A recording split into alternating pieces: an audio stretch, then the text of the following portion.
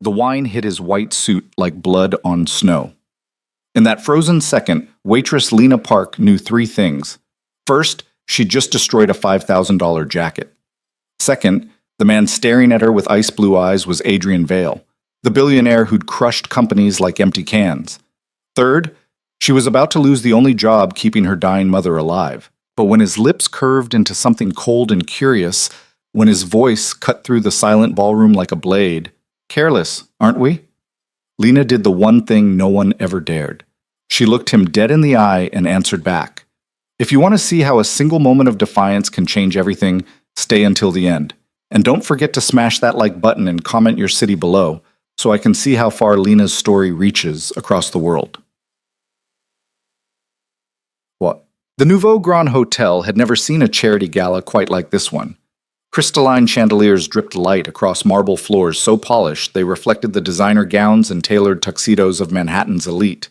The ballroom hummed with restrained laughter, the soft clink of champagne flutes, and conversations that traded in millions like pocket change. Outside, November rain hammered against floor-to-ceiling windows, but inside everything glittered with the kind of warmth only money could buy. Lena Park moved through it all like a ghost. Her black waitress uniform was regulation perfect, her dark hair pulled into a tight bun that made her temples ache. She'd been on her feet for 6 hours, carrying trays of hors d'oeuvres to people who barely glanced at her, refilling wine glasses for women dripping in diamonds who looked through her like she was furniture. Her lower back screamed. Her fingers had gone numb from gripping heavy platters. But she smiled, that practiced invisible smile that service workers perfected and kept moving.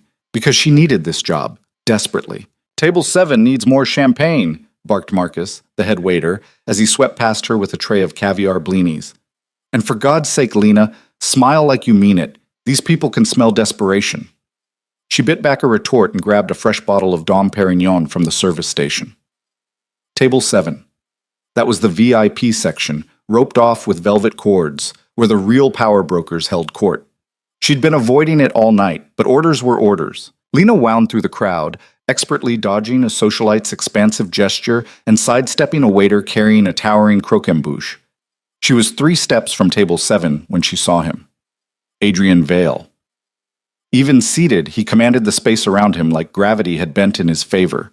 Mid-30s maybe, with the kind of sharp, angular features that belonged on Roman coins.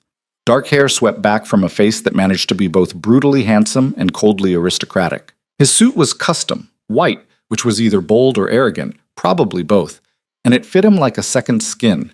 He sat with one arm draped casually over the back of his chair, listening to an older man in a navy tuxedo with the bored patience of someone who'd heard it all before. But it was his eyes that stopped her. Ice blue. Calculating. The kind of eyes that saw everything and forgave nothing. Lena had read about Adrian Vale in the papers. Everyone had. At 34, he'd built Vale Industries into a tech and real estate empire worth billions. He bought failing companies, gutted them, and rebuilt them into profit machines. He dated supermodels and European royalty, though never for long. He gave generously to charity, always with photographers present. He was ruthless, brilliant, and utterly untouchable. And she was about to serve him champagne with hands that hadn't stopped shaking since her mother's latest hospital bill arrived. "Excuse me," she murmured, approaching the table with the bottle angled professionally. "May I—" "Finally," snapped a woman in a gold dress that probably cost more than Lena's yearly rent. "We've been waiting forever." Lena's smile didn't falter. "My apologies, ma'am." She moved around the table, refilling glasses with practiced efficiency. The older man in navy, Senator Harrison, she realized with a jolt, was holding forth about infrastructure bills. A younger couple murmured about their ski chalet in Aspen. Adrian said nothing, but she felt his gaze track her movement like a laser sight. She was reaching across to fill the senator's glass when it happened. The woman in gold gestured dramatically, her arm sweeping out just as Lena leaned forward. The champagne bottle tilted.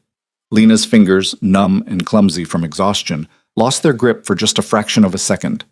The bottle tipped. Red wine, not champagne. She'd grabbed the wrong bottle in her distraction. Oh God, arced through the air in terrible slow motion, and splashed directly across Adrian Vale's pristine white jacket. The table went silent. The conversations around them died like someone had flipped a switch. Lena stood frozen, the empty bottle still clutched in her hand, watching crimson liquid spread across white fabric like a mortal wound. Her heart stopped. Her lungs stopped. Everything stopped. Adrian looked down at his ruined suit, then up at her. His eyes were the color of a frozen lake, and just as warm. "Well," he said softly, his voice carrying in the sudden silence, "that's unfortunate." I'm so sorry," Lena stammered, grabbing napkins with trembling hands. It was an accident. Careless, aren't we?" The words were quiet, almost conversational, but they cut like a blade. Around the table, she saw expressions ranging from shock to barely concealed glee. The woman in gold had her hand pressed to her mouth, eyes wide. Senator Harrison had gone very still. "I said I was sorry," Lena repeated, her voice stronger now, despite the panic rising in her throat. She dabbed uselessly at his jacket, knowing it was ruined, knowing this would cost her everything. "Sorry." Adrian caught her wrist, stopping her frantic movements. His grip was firm but not painful. Up close, she could see faint lines at the corners of his eyes, a small scar on his left cheekbone. "Do you have any idea what this suit cost?" Her fear crystallized into something harder, something that tasted like every condescending word she'd swallowed tonight, every dismissive glance, every casual cruelty from people who thought their money made them better. "Do you have any idea what my time costs?" she shot back, jerking her hand free. "I just apologized. Twice. What more do you want? Blood?" The table gasped. Senator Harrison's eyes went wide. The woman in gold looked like she might faint. Even the servers who'd been hovering nearby took an involuntary step back. No one talked to Adrian Vale like that. No one. But Lena was beyond caring. She was exhausted, terrified, and so tired of being invisible. If she was getting fired anyway, and she absolutely was, she might as well go out honestly. "You're all the same," she continued, her voice shaking but clear. "Sitting here in your designer clothes, drinking champagne that costs more than most people make in a month, acting like the rest of us exist just to serve you. Well, I'm sorry I spilled wine on your precious suit. I'm sorry I dared to exist in your space. I'm sorry I'm not invisible enough for you." She slapped the napkins down on the table. "But I'm not sorry I told you the truth." The silence that followed was absolute. Adrian stood slowly unfolding from his chair with the dangerous grace of a predator. He was tall, easily 6'2", and the wine-stained jacket somehow made him more imposing, not less.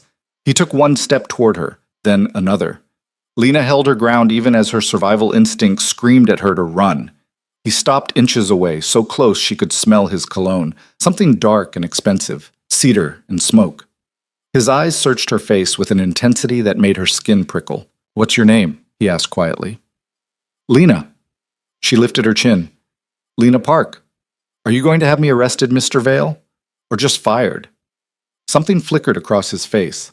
Surprise, maybe, or amusement. It was gone too quickly to name. "Neither," he said. Then, to her complete shock, he smiled, a small, cold curve of lips that didn't reach his eyes. "Not yet, anyway." He turned to Marcus, who'd appeared at the edge of the crowd, looking pale and panicked. "Your waitress," Adrian said, gesturing to Lena without looking at her, "has remarkable spirit. See that she's not punished for this accident." Marcus swallowed hard. "Of course, Mr. Vale, absolutely. And send the dry cleaning bill to my office." Adrian plucked a business card from his wallet. Even that was elegant, soft leather that probably cost more than Lena's shoes, and handed it to Marcus. Along with her full employment record. Lena's stomach dropped. "What?" But Adrian was already walking away, his ruined jacket drawing stares and whispers as he cut through the crowd toward the exit. People parted for him like the Red Sea, their expressions ranging from shock to fascination. He paused at the ballroom entrance, glancing back over his shoulder. For just a moment, his ice-blue eyes found hers across the room. Then he was gone. "What the hell did you just do?" Marcus hissed, grabbing her arm. "Do you have any idea? I know." Lena pulled free, her hand shaking so badly she had to clasp them together. "I know exactly what I did."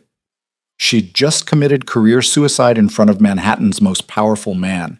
And the terrifying part was, she wasn't sure she regretted it.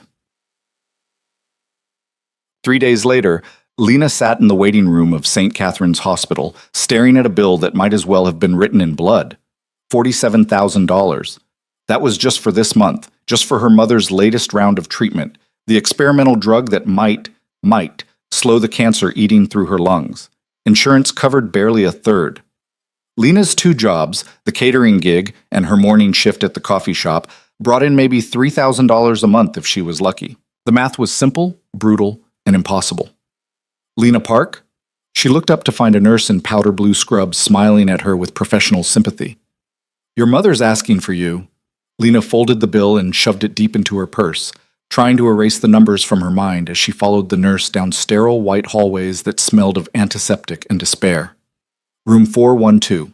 The same room her mother had occupied for 3 weeks now. Sarah Park looked impossibly small in the hospital bed, surrounded by machines that beeped and hummed and kept her alive. At 56, she should have been vibrant, laughing, planning her retirement from the elementary school where she'd taught for 30 years. Instead, she was skeletal, her skin gray, her breathing labored even with the oxygen tube.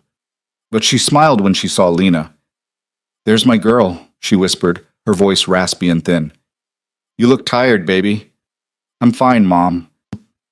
Lena took her mother's hand, careful of the IV line. The skin felt papery and cold. "How are you feeling?" "Like I got hit by a truck." Sarah managed a weak laugh that turned into a cough. "But the doctors say the new treatment's showing promise." Lena smiled and nodded, even though the doctors had told her privately that showing promise meant they'd bought maybe 6 more months. Maybe. They talked about nothing important.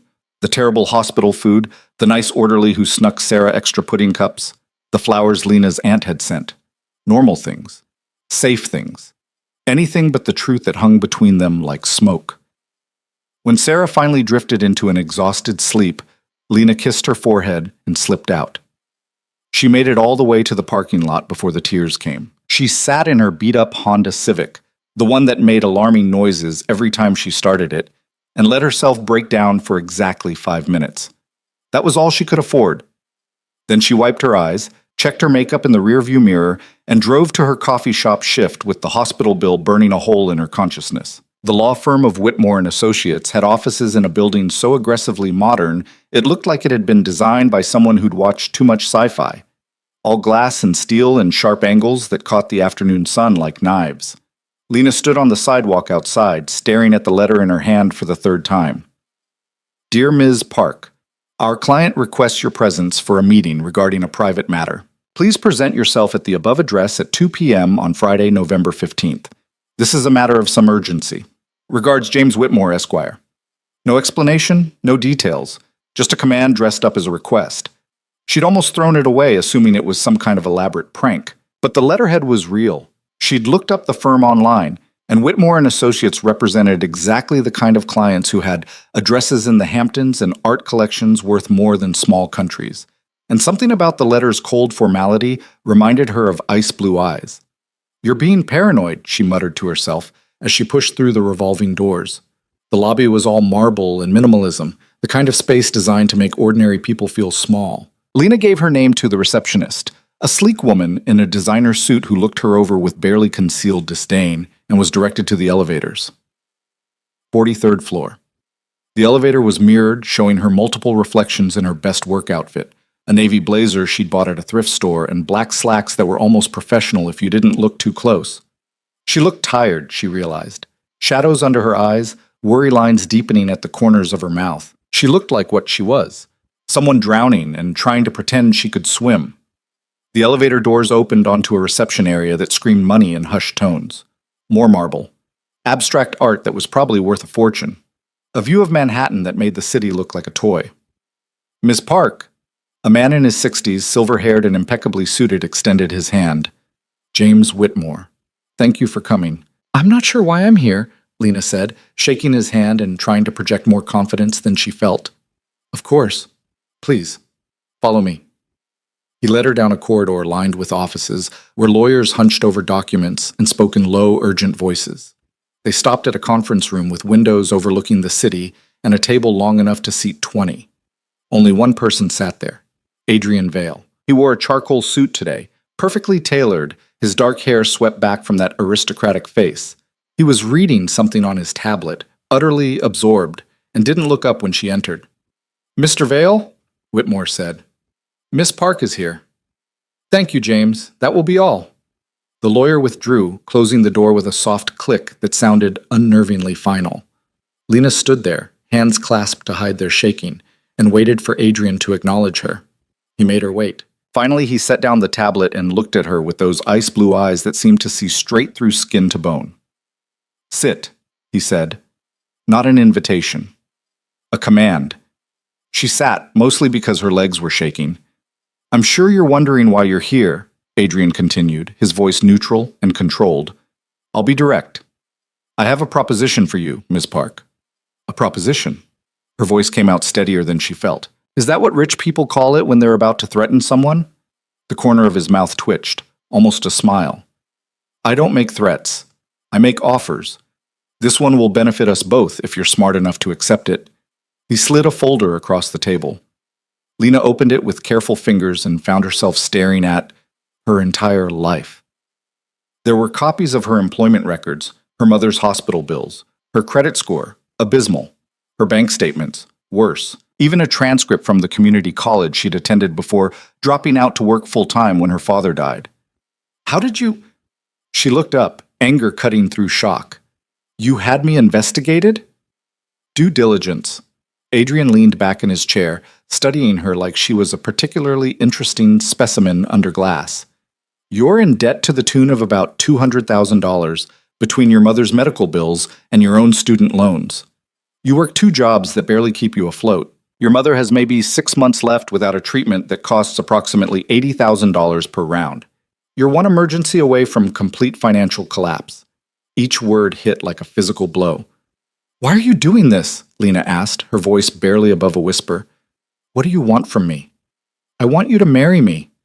The world tilted sideways. Lena heard the words, understood them individually, but together they made no sense. "I'm sorry," she said slowly. "Did you just propose?" "Yes." Adrian stood and moved to the windows, his hands clasped behind his back. Against the Manhattan skyline, he looked untouchable, powerful, and utterly serious. "Not a real marriage, a contract. 2 years. Public appearances, charity events, enough visibility to satisfy my board and certain business interests. In exchange, I'll cover all of your mother's medical expenses. The experimental treatment, private care, whatever she needs. I'll also pay off your debts and provide you with a living stipend." Lena's mind reeled. "That's insane. That's business. Why me?" She stood, needing to move, to do something with the adrenaline flooding her system. You could have anyone, models, actresses, women who actually fit into your world. Why would you want a waitress with a bad credit score? Adrian turned from the window, and for the first time she saw something real in his expression, something that might have been respect. Because at that gala, when everyone else was too afraid to even look at me directly, you told me the truth. You weren't intimidated. You weren't performing. You were just honest. He moved closer, and she fought the urge to step back. "That kind of authenticity is rare in my world, Miss Park. Valuable. And I need someone who won't fall in love with me." The last sentence landed like a punch. "Fall in love?" Lena laughed, the sound brittle and sharp. "You think pretty highly of yourself, Mr. Vale." "I think realistically." His voice remained calm, factual. "Women in my world want what I represent. Power, money, status. They convince themselves it's love, but it's transaction. With you, there's no illusion. You need something I can provide. I need something you can offer. Clean, simple, honest." "What exactly do you need?" she asked. "Because this doesn't make sense. You could hire an actress to play this part." "I need legitimacy." Adrian returned to his seat, gesturing for her to do the same. When she sat, he continued. "I'm in the process of acquiring a family-owned manufacturing company, Anderson Industrial. The founder, Robert Anderson, is old-fashioned. He believes in legacy, family values, stability. He won't sell to someone he views as a playboy bachelor with no roots. But a married man, someone settled and committed, that's a different story. So I'm a prop in your business deal. You're a solution to a problem." He slid another document across the table. "This is the contract. Read it carefully. 2 years of public marriage. You'll live in my penthouse, attend events on my arm, and maintain the appearance of a devoted wife. In private, you'll have your own space, your own life. No expectations beyond the public facade." Lena picked up the contract. It was thick, dense with legal language, but certain phrases jumped out. full medical coverage for Sarah Park, including experimental treatments. Debt elimination in the amount of $215,000, monthly stipend of $10,000 for the duration of the contract. Upon completion of the 2-year term, a lump sum payment of $500,000. Her hands shook as she read the numbers. This was more than salvation. This was a complete life reset. Her mother could get the treatment she needed. Lena could pay off every debt, start over, maybe even go back to school. Walk out that door, and we never speak walk out that door, and we never speak again. But your mother's medical bills will continue. The collection agencies will keep calling, and in 6 months, maybe less, you'll be making very different decisions. It wasn't a threat. It was a statement of fact, which somehow made it worse. If I say yes, Lena said slowly, I want additional terms. His eyebrows rose fractionally. Go on. My mother can never know the truth. As far as she's concerned, this is real. I won't have her last months tainted by the knowledge that I sold myself to pay her bills. Agreed. And I want it in writing that you won't interfere with my life beyond what's required for appearances. No controlling what I read, where I go when I'm not on display, who I talk to. Within reason, Adrian said. You can't be photographed drunk at a club or caught in compromising positions. My reputation, our reputation, must remain pristine. I don't drink much, and I don't have time for compromising positions. Lena met his eyes. Anything else? One more thing. Adrian's voice dropped, became something harder. No falling in love with me, Ms. Park. I'm not capable of returning it, and I won't pretend otherwise. This is a business arrangement, nothing more. The arrogance should have been infuriating. Instead, Lena found it almost refreshing in its honesty. Trust me, Mr. Vale, she said. That won't be a problem. They sat in silence, the contract between them, the city sprawling below. Lena thought of her mother's gray face, the beeping machines, the bills that never stopped coming. She thought of her empty bank account, her uncertain future, all the dreams she'd buried to survive. This wasn't how she'd imagined her life. But then again, nothing had been. I need time to think, she said. You have 24 hours. Adrian stood, signaling the meeting's end. After that, the offer expires. She gathered the contract in her purse, moving toward the door on legs that felt disconnected from her body. Ms. Park. She turned back. Adrian stood by the windows again, backlit by the afternoon sun, his face cast in shadow. For what it's worth, he said quietly, I think you're making the right choice, whichever choice that is. Lena said nothing. There was nothing to say. She left the conference room, rode the elevator down in silence, and stepped out into a New York afternoon that looked exactly the same as when she'd entered. But she felt different, changed. She had the contract in her purse and a choice burning in her chest. 24 hours to decide if she would sell her freedom for her mother's life.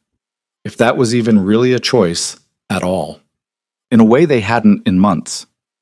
Tell me in a way they hadn't in months. Tell me everything. So Lena invented a meet cute that had nothing to do with spilled wine and everything to do with chance encounters and instant connection. She talked about Adrian's intelligence, his intensity, the way he looked at her like she mattered. Some of it wasn't even a lie. He sounds wonderful, Sarah whispered, squeezing Lena's hand with what little strength she had left. You deserve wonderful, baby. Lena held her mother's hand and thought about the contract in her car. 24 hours had become 12, and she already knew her answer. The next afternoon, Lena walked back into Whitmore and Associates with the signed contract in her purse and her heart in her throat. The receptionist, the same sleek woman from yesterday, looked at her with barely concealed curiosity this time. Mr. Vale is expecting you, she said. Conference room B. But when Lena opened the door, the room was empty except for James Whitmore and a stack of additional paperwork. Mr. Vale extends his congratulations, the lawyer said, his professional smile not quite reaching his eyes. These are the final documents. Banking information for your stipend, non-disclosure agreements, press statement drafts for when we announce the engagement.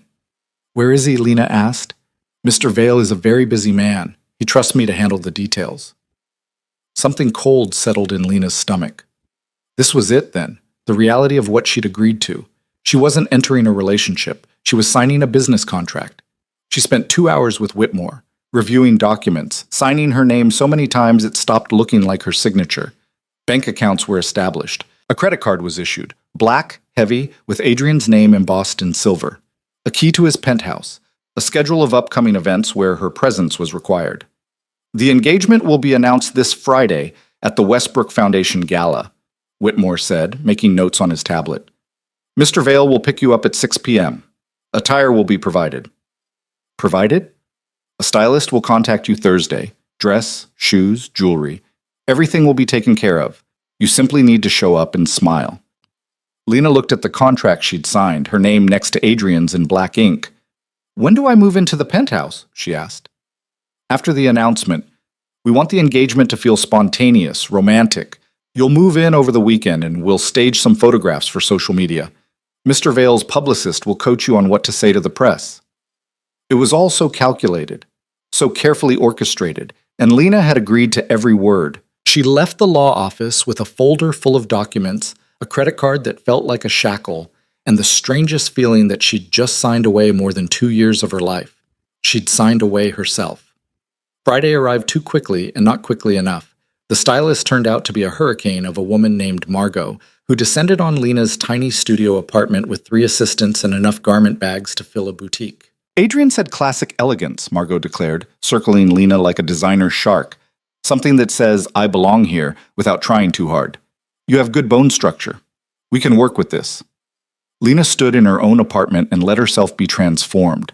The dress was midnight blue silk, form-fitting but elegant, with a neckline that suggested without revealing. The shoes were Louboutin. Lena recognized the red soles from magazines and fit perfectly despite her never having been measured.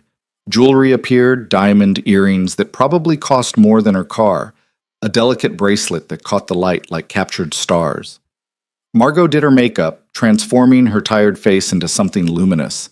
Her hair was styled in soft waves, elegant and effortless in a way that had probably taken an hour to achieve. When Lena finally looked in the mirror, she barely recognized herself.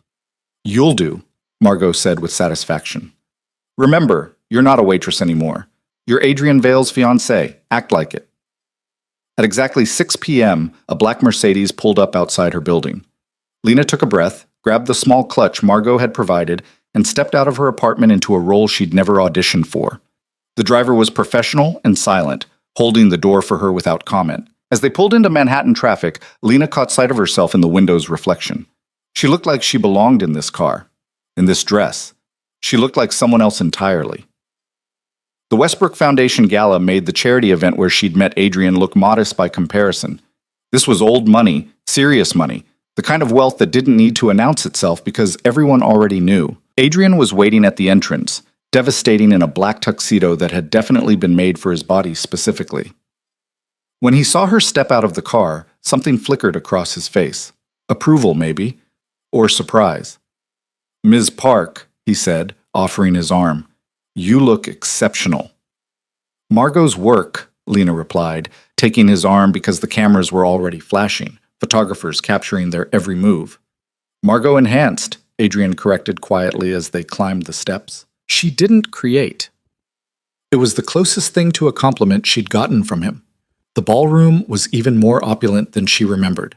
Ice sculptures, orchestras, champagne towers that defied physics, and everywhere people who moved through wealth like it was air. Adrian kept her close, his hand at the small of her back, guiding her through the crowd. People approached constantly. Business associates, society matrons, politicians angling for donations. Adrian introduced her each time with the same easy charm. This is Lena Park, my fiancée. The words should have sounded false, rehearsed, but Adrian delivered them with such casual certainty that people believed without question. How wonderful, that gushed a woman in emeralds and too much perfume. How did you two meet? Lena opened her mouth, but Adrian was faster. She spilled wine on me, he said, his eyes meeting hers with something that might have been humor. It was the most honest thing anyone had done to me in years. The crowd laughed, charmed by the self-deprecation. And Lena realized Adrian Vale was a better actor than she'd given him credit for. They danced, a slow waltz that Adrian led with unconscious grace. His hand was warm against her back, his body close enough that she could feel the expensive fabric of his tuxedo, smell his cologne. You're doing well, he murmured against her ear. Natural, believable. Is that a compliment or a performance review? She asked. Can't it be both? The song ended, but Adrian didn't release her immediately. For a moment, they stood there on the dance floor, other couples swirling around them, and something passed between them. Understanding, maybe, or acknowledgement of the strange pact they'd entered. Then someone called Adrian's name, and the moment shattered. Robert Anderson turned out to be exactly as Adrian had described, 70-something, silver-haired, with the kind of folksy charm that came from genuinely believing in American dream narratives. He pumped Adrian's hand enthusiastically and beamed at Lena. "So this is the young lady who finally tamed the great Adrian Vale," he chuckled. "My wife and I were beginning to think he'd never settle down." "Lena has a way of surprising me," Adrian said smoothly. "I find I rather enjoy it." They talked business disguised as small talk. Anderson mentioned the company's sale, his concerns about legacy, his hope that whoever bought Anderson Industrial would honor his father's vision. Adrian reassured with the skill of someone who'd perfected the art of saying everything while committing to nothing. But it was working. Lena could see it in Anderson's eyes, the way he relaxed, smiled more easily. The engagement made Adrian safe, trustworthy, human. Later, when Anderson had moved on to corner a senator, Adrian pulled Lena aside to a quiet balcony overlooking the city. "That went well," he said, loosening his tie fractionally. "He's interested. The deal should close within the month." "Happy to help," Lena said, leaning against the railing and looking out at Manhattan's glittering sprawl. They stood in silence for a moment, the party humming behind them, the city stretching endlessly ahead. "Your mother," Adrian said suddenly. "The first treatment is scheduled for Monday. Dr. Reeves is the best in the country. He'll take good care of her." Lena turned to him, surprise and something dangerously close to gratitude welling up. "Thank you." "It's in the contract," he said, but his voice had softened fractionally. "Still, thank you." Adrian looked at her then, really looked at her, with those ice-blue eyes that seemed to cut through every pretense. "You're welcome," he said quietly. And for just a moment, Lena forgot this was all performance.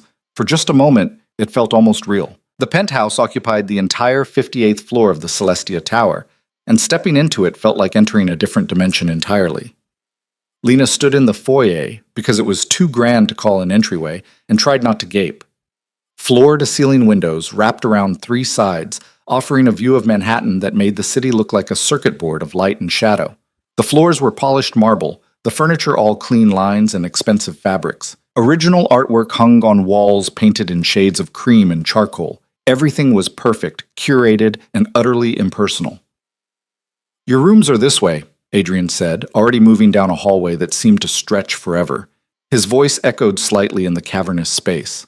Lena followed with her single suitcase. Everything she owned fit into one bag, feeling like an intruder in a museum. She passed a living room larger than her entire apartment, a kitchen that looked like it had never been used, and a dining room with a table that could seat 12.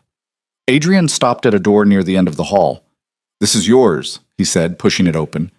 "Bedroom, bathroom, sitting area. There's a closet that Margot's already stocked with appropriate clothing. My rooms are on the opposite end.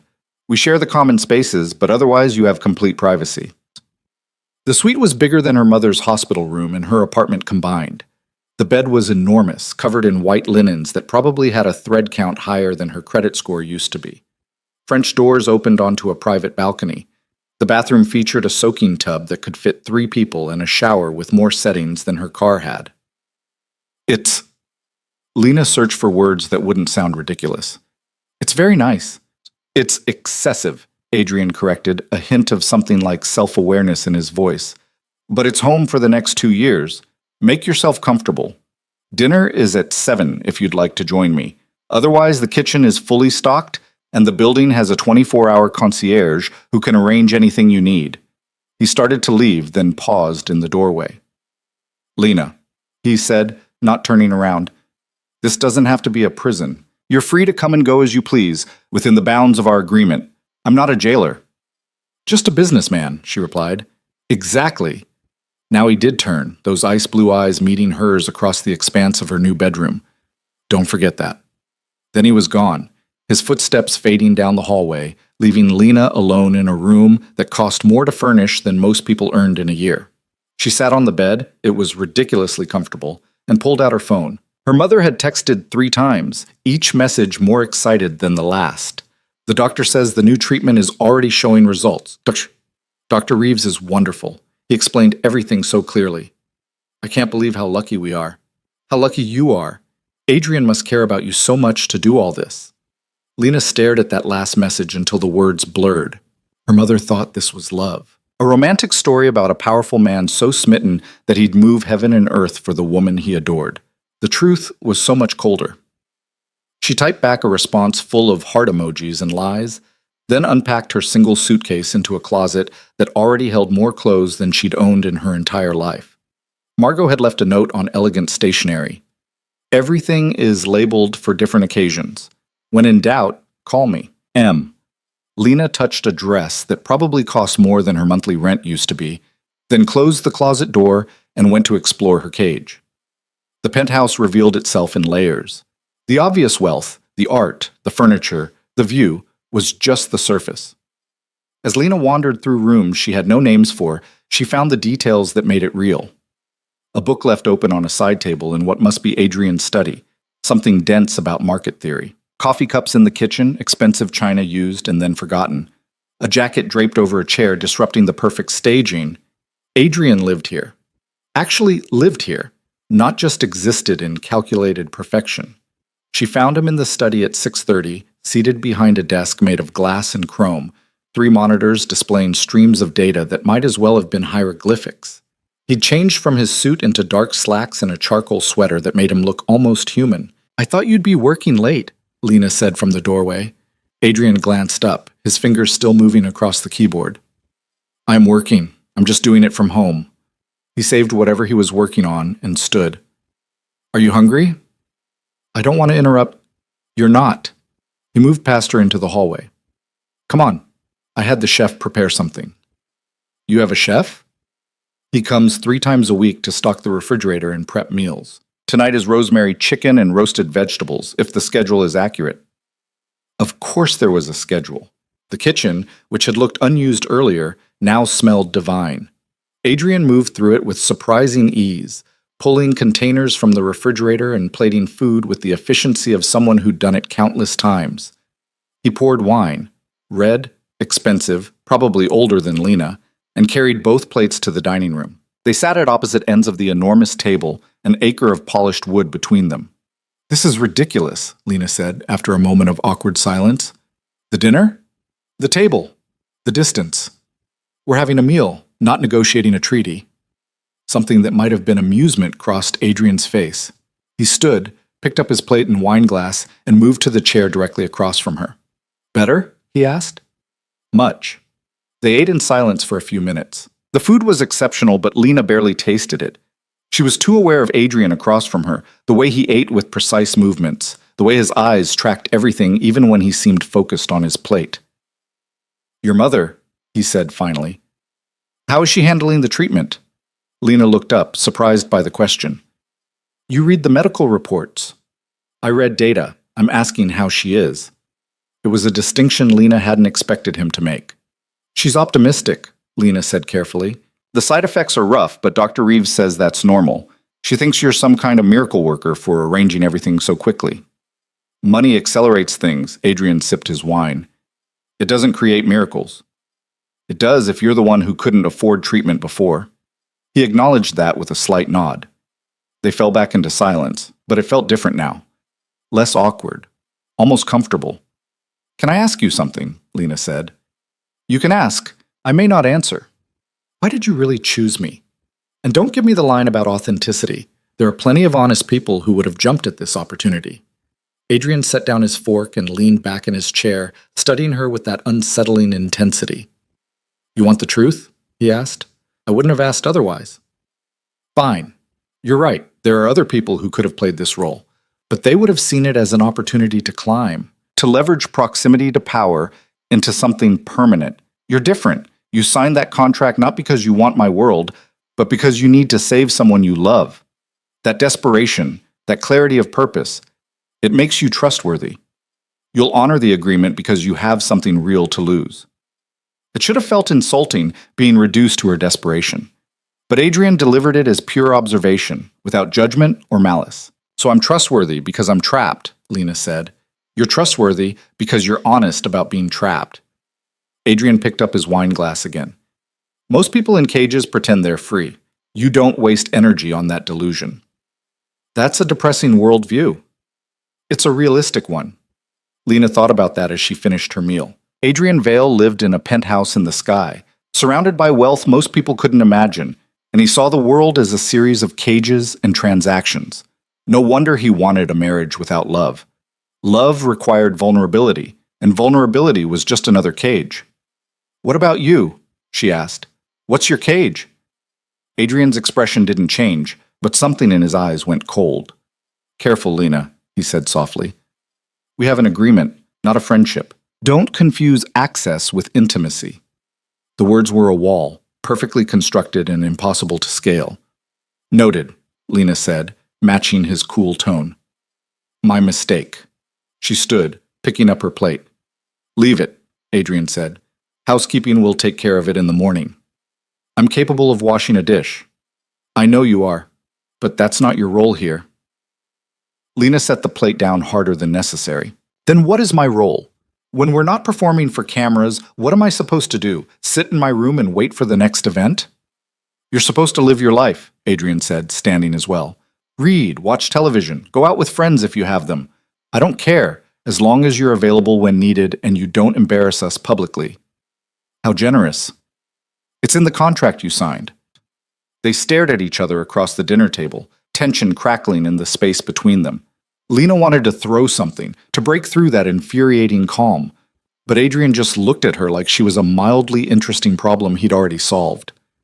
"I'm going to bed," Lena said finally. "Thank you for dinner." She walked out before he could respond, her footsteps echoing through the cavernous penthouse, and locked herself in her beautiful, expensive cage. The first week passed in a blur of adjustment and unreality. Lena visited her mother every morning, watching Sarah grow stronger day by day. The experimental treatment was working. Dr. Reeves was cautiously optimistic, which in medical speak meant miraculous. The gray pallor was fading from her mother's skin. She could sit up without exhausting herself. She talked about maybe, possibly, going home for Christmas. "Tell me more about Adrian," Sarah said on Tuesday, her eyes bright with curiosity and medication. "What's it like living with him?" Lena described the penthouse, carefully editing out the emotional distance and separate wings. She talked about the view and the art, the way Adrian worked late into the night, the quiet dinners where they traded small observations about nothing important. She made it sound like romance instead of reality. "He sounds intense," Sarah said, "but you were always drawn to intensity. Even as a little girl, you wanted the truth of things, not the pretty version." Lena thought about Adrian's cold assessment of cages and honesty. "Yeah," she said, "I guess I did." In the afternoons, she explored the city with a freedom she'd never had before. The black credit card in her wallet, Adrian's name embossed in silver, felt like a test she was determined not to fail. She didn't buy anything expensive, didn't indulge in the kind of shopping sprees the real fiancé of a billionaire might enjoy. Instead, she went to museums, walked through Central Park, sat in coffee shops, and read books she'd never had time for before. She was living in a fairy tale, but she refused to become a different person just because the setting had changed. Adrian noticed. "You haven't used the card," he said Thursday night over another precisely plated dinner. "I don't need anything." "That's not the point. You're supposed to look the part. The press is already commenting on how understated you are. It's reading as either admirable modesty or inability to adapt to wealth." "And which would you prefer?" Lena asked, irritation sharpening her voice. "I'd prefer you be comfortable enough to buy a pair of shoes without treating it like a moral crisis." "These are fine shoes." Adrian glanced at her feet. She was wearing the flats she'd owned for 2 years, comfortable and worn and completely inappropriate for a billionaire's fiancé. "They're terrible shoes," he said. "Margot will take you shopping tomorrow." "I don't want it." "It's not a request. We have the Metropolitan Museum Gala next week. You need appropriate attire, and I won't have you uncomfortable because you're too stubborn to accept help." "This isn't help," Lena shot back. "This is you controlling the narrative." "Yes," Adrian agreed simply. "That's exactly what it is. That's what you agreed to." He was right, which made it worse. Lena went shopping with Margot the next day and returned to the penthouse with bags full of clothes she'd never have chosen for herself, but had to admit looked good.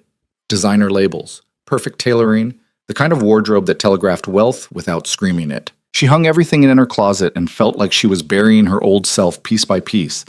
The Metropolitan Museum Gala was everything the previous events had been, magnified and refined to an almost unbearable polish. Manhattan's elite gathered beneath soaring ceilings and priceless art, Champagne flowing, jewels glittering, conversations worth millions happening in hushed tones. Lena wore a gown the color of aged champagne, her hair swept up, diamonds at her throat and wrists. She looked like she belonged, even if she felt like an imposter. Adrian was devastating in black tie, his hand at her back as he guided her through the crowd with practiced ease. They'd perfected their performance over the past week. The casual touches, the private smiles, the way they moved together like they'd been doing it for years instead of days. "You're getting good at this," Adrian murmured as they paused near a sculpture of doubtful artistic merit. "So are you," Lena replied. "Almost makes me wonder if this is all an act." His hand tightened fractionally at her waist. "It is. Don't forget that." But there were moments when the line blurred. When Adrian laughed at something she said, a real laugh that reached his eyes and made him look younger, almost carefree.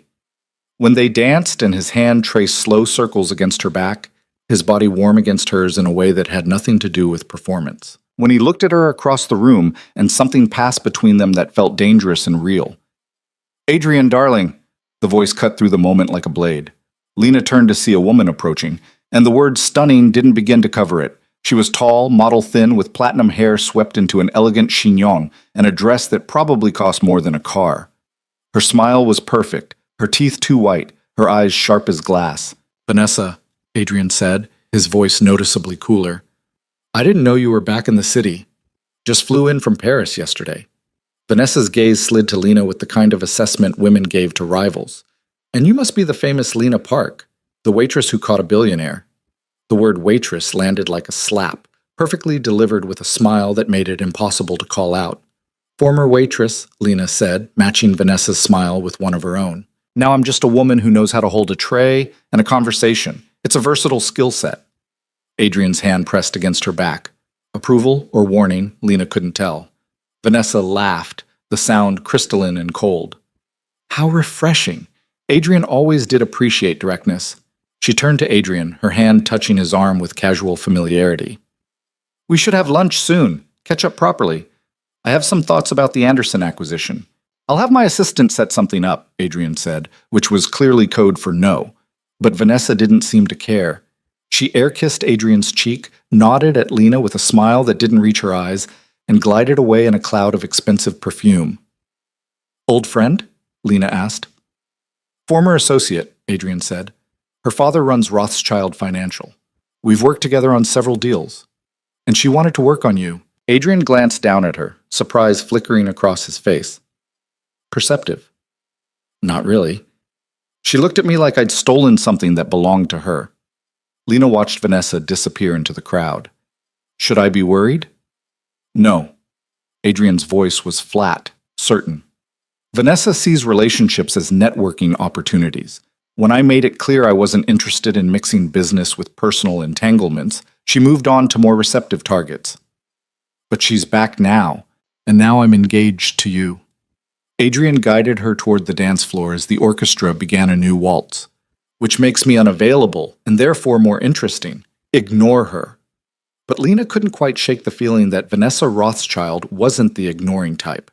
They danced, and for a while Lena forgot about calculating socialites and contracts and the elaborate performance they were staging. Adrian was a skilled partner, confident and smooth. And when he pulled her closer during a turn, his body solid against hers, she felt her breath catch. "Careful," he murmured against her ear. "People are watching." "Then let's give them something to watch," Lena said, and rose on her toes to kiss his cheek. It was innocent, the kind of affectionate gesture any engaged couple might share. But Adrian's eyes darkened, his grip on her waist tightening for just a moment before he schooled his expression back to neutral. "Convincing," he said. "That's the job, isn't it?" Lena replied, her heart hammering against her ribs. But she wasn't sure anymore if she was acting or if something real was bleeding through the performance. They left the gala at midnight, Adrian's hand at her back as they navigated through crowds of photographers shouting questions and snapping pictures. Lena smiled, leaned into Adrian's side, played her part perfectly. In the car, the silence felt heavy. "You did well tonight," Adrian said, his eyes on the city sliding past the windows. "Thank you." Vanessa will probably try to make contact. Lunch invitations, charity events, sudden appearances at places she knows will be. She's persistent when she wants something. "And what does she want?" Lena asked. Adrian turned to look at her, his face half in shadow from the passing streetlights. To prove that what we have isn't real, that you're temporary, and she's inevitable. Is she wrong? The question hung between them, dangerous and too honest. The first part, no, Adrian said finally. The second part, yes. Vanessa will never be anything to me except a business associate. But you, he paused, seeming to choose his words carefully. You're here because we both chose this arrangement. That makes you real, regardless of the circumstances. It wasn't a declaration of love, it wasn't even particularly warm. But coming from Adrian Vale, it felt like something significant. Good to know I'm real, Lena said, trying to lighten the moment.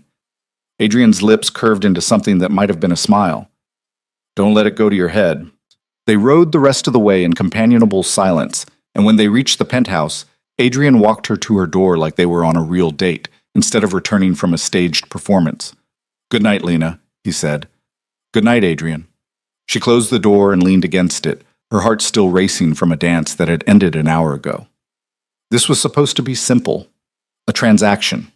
2 years of performance in exchange for her mother's life. But somewhere between the contracts and the cameras, something was shifting. And Lena wasn't sure if that terrified her or thrilled her.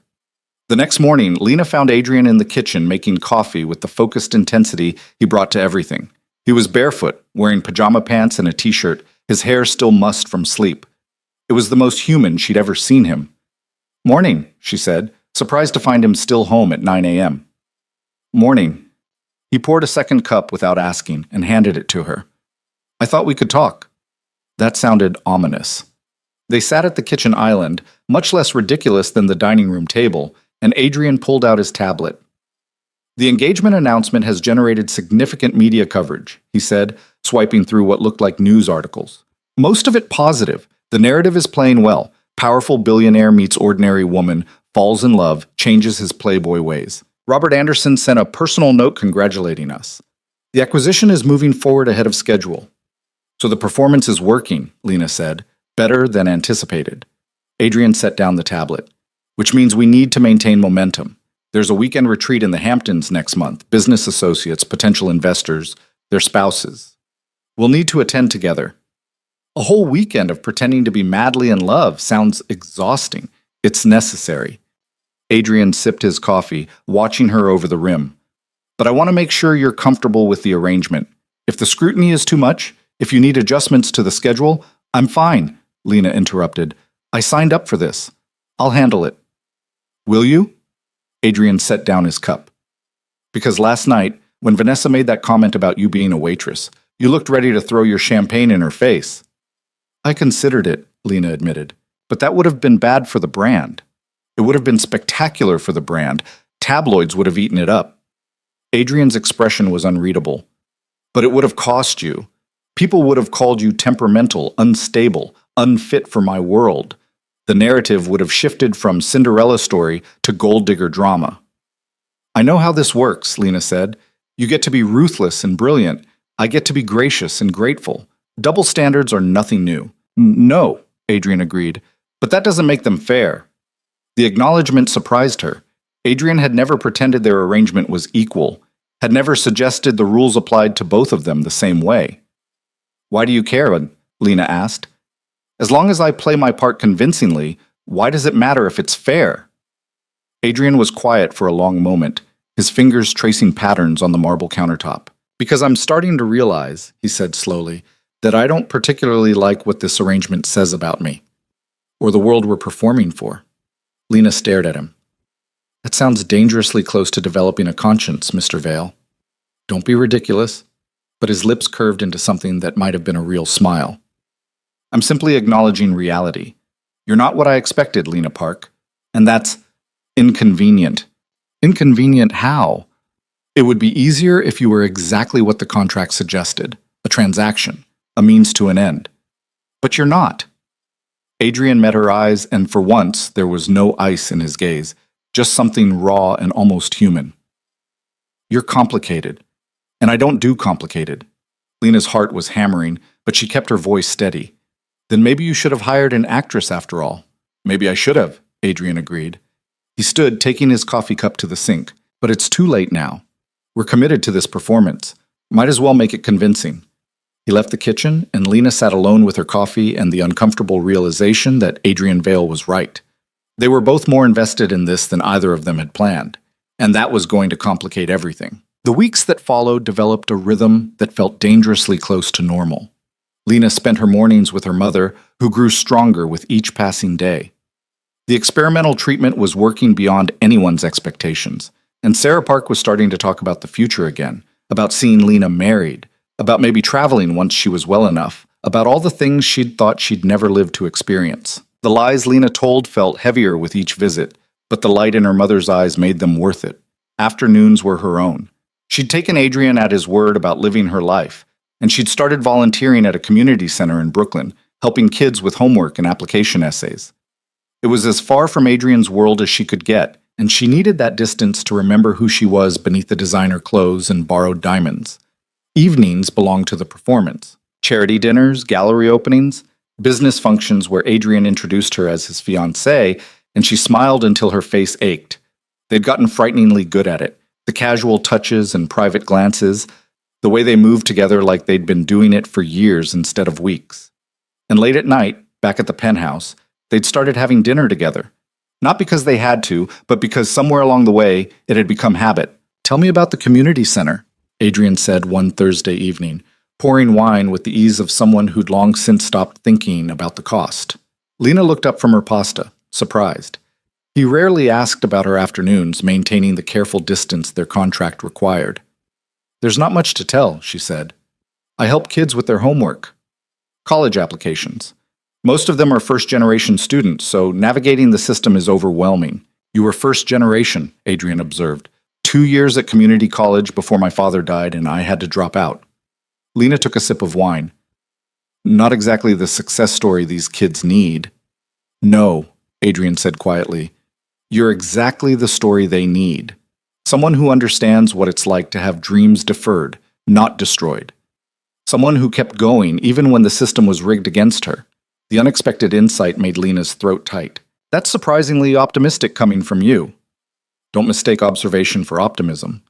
But Adrian's lips curved slightly. "I built my fortune by identifying undervalued assets. People are no different. The kids you're helping, they're undervalued by a system that equates wealth with worth. You're showing them there are other metrics." "Is that what I was to you?" Lena asked. "An undervalued asset?" Adrian met her eyes across the table, his expression unreadable. "Initially, yes, but assets don't usually challenge my worldview over dinner. And do I? Challenge your worldview?" "Constantly." He said it like an accusation, but something in his voice suggested he didn't entirely mind. They finished dinner in comfortable silence, and when Lena stood to clear the plates, she'd stopped fighting him on this. Adrian stopped her with a hand on her wrist. "Leave them," he said. "I want to show you something." He led her to his study, that glass and chrome sanctuary she'd only glimpsed in passing. The monitors were dark for once, the city lights beyond the windows providing the only illumination. Adrian moved to a wall that Lena had assumed was solid, pressed something, and it slid open to reveal a hidden room beyond. "What is this?" Lena breathed, stepping through the opening. The room was small, intimate, and completely unexpected. While the rest of the penthouse was all modern minimalism, this space felt lived in. Comfortable leather chairs faced floor-to-ceiling bookshelves crammed with volumes that showed actual wear. A vintage record player sat in the corner, surrounded by albums. Original artwork covered the walls, not the investment pieces in the main rooms, but paintings and photographs that looked chosen for love rather than value. "This is where I come when I need to remember who I am beneath the performance," Adrian said quietly. "My father built Vale Industries from nothing. He taught me that power and wealth were the only things that mattered, that everything else was weakness. When he died, I inherited his empire and his philosophy. This room, it's where I keep the parts of myself that don't fit that narrative." Lena turned to look at him, shocked by the admission. Adrian stood in the doorway, his expression carefully neutral, but his eyes held something vulnerable. "Why are you showing me this?" she asked. "Because you let me see you every morning when you visit your mother," Adrian said. "The woman who volunteers in Brooklyn, who refuses to buy expensive things she doesn't need, who tells me the truth even when a lie would be easier. You don't perform for me, Lena. Not when we're alone." I thought maybe I should extend the same courtesy. He moved into the room, pulling an album from the shelf. Miles Davis, the vinyl worn from repeated playing. I'm not a good man, he continued, setting the record spinning. Soft jazz filled the space between them. I've destroyed companies, ruined careers, made decisions that benefited me at the cost of others. But in this room, I can pretend that's not all I am. You're more than that, Lena said, her voice barely above a whisper. The man who arranged my mother's treatment, who notices when I'm uncomfortable at events, who asks about my afternoons even though you don't have to. That's real too. Is it? Adrian asked. Or is it just another performance? A different mask for a different audience? I don't know, Lena admitted. She moved closer to him, drawn by something she couldn't name. But I think you're asking because you're not sure either. They stood there in the soft music and dim light, the carefully maintained distance between them suddenly feeling like a chasm they were both afraid to cross. This is dangerous, Adrian said quietly. We have a contract, clear boundaries. If we blur those lines, I know. Lena reached out, her fingers brushing against his. Just a touch. Barely anything, but it felt electric. But maybe some lines are meant to be blurred. Adrian's hand closed around hers, his thumb tracing circles against her palm. His eyes searched her face, looking for something she couldn't name. Lena, he said, his voice rough. If we do this, if we cross this line, it changes everything. The contract becomes complicated, messy, and when the 2 years are up, we'll deal with that when it comes, Lena interrupted. She stepped closer, close enough to feel the warmth radiating from his body. Right now, in this moment, can we just be two people who don't have to perform? Adrian's free hand came up to cup her face, his touch gentle in a way she'd never experienced from him. He looked at her like he was memorizing every detail, like he was making a decision that terrified him. 2 people, he repeated, just for tonight. Then he kissed her. It wasn't like the staged kisses for the cameras, quick and carefully calculated for maximum effect. This was real, deep, stealing the breath from her lungs and replacing it with fire. Adrian's arms came around her, pulling her against him, and Lena went willingly, her hands fisting in his shirt as she kissed him back with everything she'd been holding behind the careful walls of their arrangement. When they finally broke apart, both breathing hard, Adrian rested his forehead against hers. This is a terrible idea, he murmured. The worst, Lena agreed. We should stop. Probably. Neither of them moved. Adrian kissed her again, slower this time, his hands tangling in her hair. Lena melted into him, into this moment that was real and terrifying and completely outside the bounds of their carefully negotiated contract. When they finally pulled apart, the record had stopped playing, leaving them in silence broken only by their ragged breathing. I should go, Lena said, even though every part of her wanted to stay. You should, Adrian agreed, but his hands were still on her waist, holding her close. Adrian, I know. He stepped back, putting distance between them with visible effort. This doesn't change the contract. In 2 years, you're free to leave. This doesn't create obligations beyond what we already agreed to. It should have been reassuring. Instead, it felt like a door closing. Right, Lena said. No obligations. She left the hidden room, left Adrian standing there in the dim light, and locked herself in her bedroom with her heart hammering and her lips still tingling from a kiss that had just made everything infinitely more complicated. She'd promised herself she wouldn't fall for Adrian Vale, but she was starting to realize that some promises were impossible to keep. The next morning, Lena woke to find a note slipped under her door. Adrian's handwriting, precise and controlled even in pen, had to fly to Chicago for meetings. Back tomorrow evening. We have the Lexington Foundation dinner Saturday.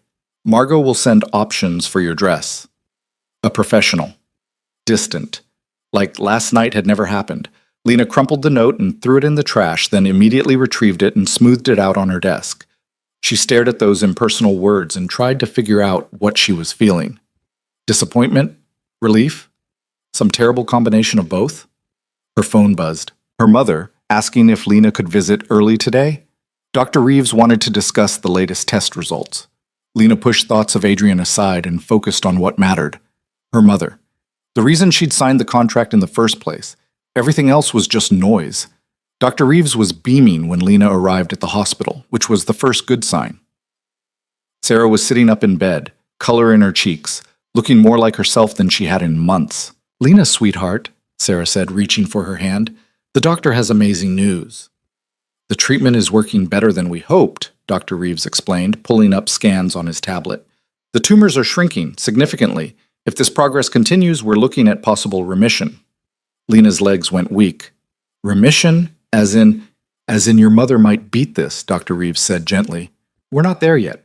We have months of treatment ahead. But the prognosis has changed from terminal to treatable.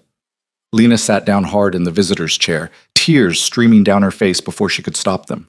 Sarah was crying too, laughing and crying at the same time, and they held each other while Dr. Reeves discreetly stepped out to give them privacy. I'm going to live, Sarah whispered, wonder in her voice. I'm going to see you married, maybe even meet grandchildren someday. The guilt hit Lena like a physical blow. Her mother was going to live to see a wedding that was a performance, a marriage that had an expiration date, a relationship built on contracts instead of love. Except it wasn't that simple anymore, was it? Mom, Lena said, pulling back to look at Sarah's face, about Adrian and me. I know it's complicated, Sarah interrupted. Sweetheart, I may be sick, but I'm not blind. Adrian is intense, driven, not an easy man to love. But the way he looks at you when he thinks no one's watching, that's real. And the way you look at him, that's real too. Lena wanted to argue, to explain that it was all an act, that the looks and touches were carefully calibrated for public consumption. But after last night, in that hidden room with Miles Davis playing and Adrian's hands gentle on her face, she wasn't sure anymore what was performance and what was truth. It's messy, Lena admitted. Love usually is, Sarah said, squeezing her hand. But messy is better than easy. Easy doesn't change you. Messy. Messy makes you grow. Lena left the hospital with her mother's words echoing in her head, and her emotions a tangled knot she couldn't begin to unravel. She walked through Central Park, needing the space and air to think, and found herself on a bench overlooking the lake, watching people live their normal, uncomplicated lives. Her phone rang. Unknown number. Lena Park? The voice was female, cultured, vaguely familiar. Yes? This is Vanessa Rothschild. We met at the Met Gala. I was hoping we could have lunch, get to know each other better. Lena's instinct was to refuse immediately, but something in Vanessa's tone made her pause. This wasn't a friendly invitation. This was a move in a game Lena was only beginning to understand. Why? Lena asked bluntly. Vanessa laughed, the sound sharp and knowing. Because you're smart enough to know that Adrian's world is more complicated than it appears, and I think you deserve to understand what you've gotten yourself into. I'm not interested in playing games, Ms. Rothschild. Neither am I, which is why I'm being direct. Lunch, tomorrow. 1 p.m. at Cipriani. Just two women having an honest conversation about a man we both know better than he knows himself. The line went dead before Lena could respond. She sat there on the park bench staring at her phone and made a decision that was probably stupid but felt necessary. She texted back a single word to the number Vanessa had called from. Fine. Whatever game Vanessa was playing, Lena needed to understand it, because Adrian had warned her that Vanessa would try to prove their relationship wasn't real. And after last night, Lena needed to know if she was right. Cipriani was the kind of restaurant where people went to be seen, all white tablecloths and discreet service and prices that would make a normal person weep. Lena arrived in one of Margot's selections, a navy sheath dress that was elegant without trying too hard, and found Vanessa already seated at a prime table, looking like she'd been poured into her designer outfit. Lena, Vanessa said, standing to air-kiss her cheeks with practiced European affectation. So glad you came. I wasn't sure you would. I'm curious, Lena said, taking her seat. You went to a lot of effort to arrange this. Because I like you, Vanessa said, which was so obviously a lie that Lena almost laughed. You're different from Adrian's usual type, more authentic. The waiter appeared, and Vanessa ordered for both of them without asking. Mineral water, salads that were probably mostly decoration. Lena let her, watching Vanessa with the same careful attention she'd give a snake. Let's skip the pleasantries, Lena said once the waiter had departed. Why am I really here? Vanessa smiled, and this time it reached her eyes. Because I want to help you avoid a mistake I almost made. Adrian Vale is brilliant, powerful, utterly compelling. It's easy to fall for him. I know. I did. I thought you said your relationship was purely professional. That's what he tells people. Vanessa leaned forward, her voice dropping to something more intimate. The truth is more complicated. We were together, briefly, about 3 years ago. I thought it meant something. He thought it was a pleasant diversion. When I wanted more, he ended it cleanly, efficiently, without any mess. That's what Adrian does. He compartmentalizes. Business here, pleasure there, never the two mixing. Lena's stomach tightened, but she kept her expression neutral. Why are you telling me this? Because I see you making the same mistake, thinking you're different, special, the one who will break through those walls he's built. Vanessa's eyes were sharp, knowing. But here's what you need to understand about Adrian Vale. He doesn't break. He bends people to fit his narrative, and when they no longer serve a purpose, he moves on. That's a pretty cynical view of someone you claim to care about. It's a realistic view, Vanessa corrected. I'm not telling you this to hurt you. I'm telling you this so you can protect yourself. Whatever arrangement you have with Adrian, whatever you think is developing between you, keep your heart out of it. Because when the contract ends, and it will end exactly as written, you'll be left with nothing but memories of a man who was never really yours. The words hit harder than they should have because they echoed Lena's own fears. Adrian had been clear from the beginning. This was business. 2 years, no love. The kiss last night didn't change the fundamentals of their arrangement, but it had changed something in Lena. Thank you for the warning, Lena said carefully. But I'm not you, and whatever happened between you and Adrian has nothing to do with us. Doesn't it? Vanessa tilted her head, studying Lena like a particularly interesting specimen. You think your situation is different because he's paying for your mother's treatment? That's just another transaction, Lena. He's buying your compliance, your performance, your time. When the 2 years are up, the money stops, and so does whatever you think you have. You don't know anything about what we have. I know Adrian Vale. Vanessa sat back as their salads arrived, picking up her fork with elegant precision. I know he doesn't do love. He does power, control, strategic arrangements that benefit his interests. Right now, you serve a purpose. The acquisition, the image, the story. But purposes change. And when yours runs out, he'll let you go without a second thought. Lena wanted to argue, to defend what she and Adrian had built. But how could she defend something she didn't fully understand herself? They had a contract, clear terms. Adrian had been explicit about no obligations beyond the agreed-upon time frame. Last night in his hidden room, when he'd kissed her like she was oxygen and he was drowning, that had felt real. But maybe Vanessa was right. Maybe Lena was just another person Adrian had bent to fit his narrative. I appreciate your concern, Lena said, pushing her untouched salad away. But I can take care of myself. Can you? Vanessa's smile was pitying. Lena, sweetheart, you're out of your depth. This world, our world, it operates on rules you don't understand. People like Adrian, we don't marry for love. We marry for legacy, for power, for strategic advantage. Whatever fairy tale you're telling yourself about being the exception, wake up. You're a means to an end.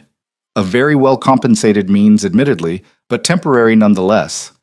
Lena stood, her hands shaking but her voice steady. Thank you for lunch, and for the advice. But here's something you should understand about me. I've spent my whole life being underestimated. By people who thought my background determined my worth, my potential, my ability to adapt. You see a waitress playing dress-up. I see a woman who's learning the rules of a new game, and just because I haven't been playing as long as you doesn't mean I can't win. She left before Vanessa could respond, walking out of Cipriani with her head high and her stomach churning. Outside, the November air was cold enough to burn her lungs. Lena stood on the sidewalk trying to process everything Vanessa had said, trying to separate manipulation from truth. Her phone buzzed. Adrian, finally, landing in an hour. Dinner at 8? Lena stared at the message, her thumb hovering over the keyboard. She needed to know if Vanessa was right, if last night had meant something or if she was just another transaction in Adrian's carefully calculated life. We need to talk, she typed back. The response came immediately. That sounds ominous. It's important. A pause. Then, my study. 8 p.m. Lena pocketed her phone and started walking, using the movement to burn off the anxiety coiling in her chest. She had hours to figure out what she was going to say, how to ask if what they had was real without sounding desperate or delusional, how to protect her heart while it was still possible. Adrian was waiting in his study when Lena arrived at exactly 8 p.m., still wearing his travel clothes, dark slacks and a button-down with the sleeves rolled up, looking tired but alert. He stood when she entered, his expression guarded. That was cryptic, he said. What's wrong? Lena closed the door behind her, needing the privacy for what she was about to say. I had lunch with Vanessa Rothschild today, she said. Adrian's expression went very still. Did you? She wanted to warn me. About you. About us. About how I'm just another transaction in your very calculated life. Lena moved further into the room, needing to see Adrian's face clearly. She said you don't do love, that you compartmentalize everything and everyone, that when our 2 years are up, you'll let me go without a second thought. And you believed her? I don't know what to believe, Lena admitted. Her voice was shaking now, all the control she'd maintained at lunch finally cracking. Last night, in that room, when you kissed me, that felt real.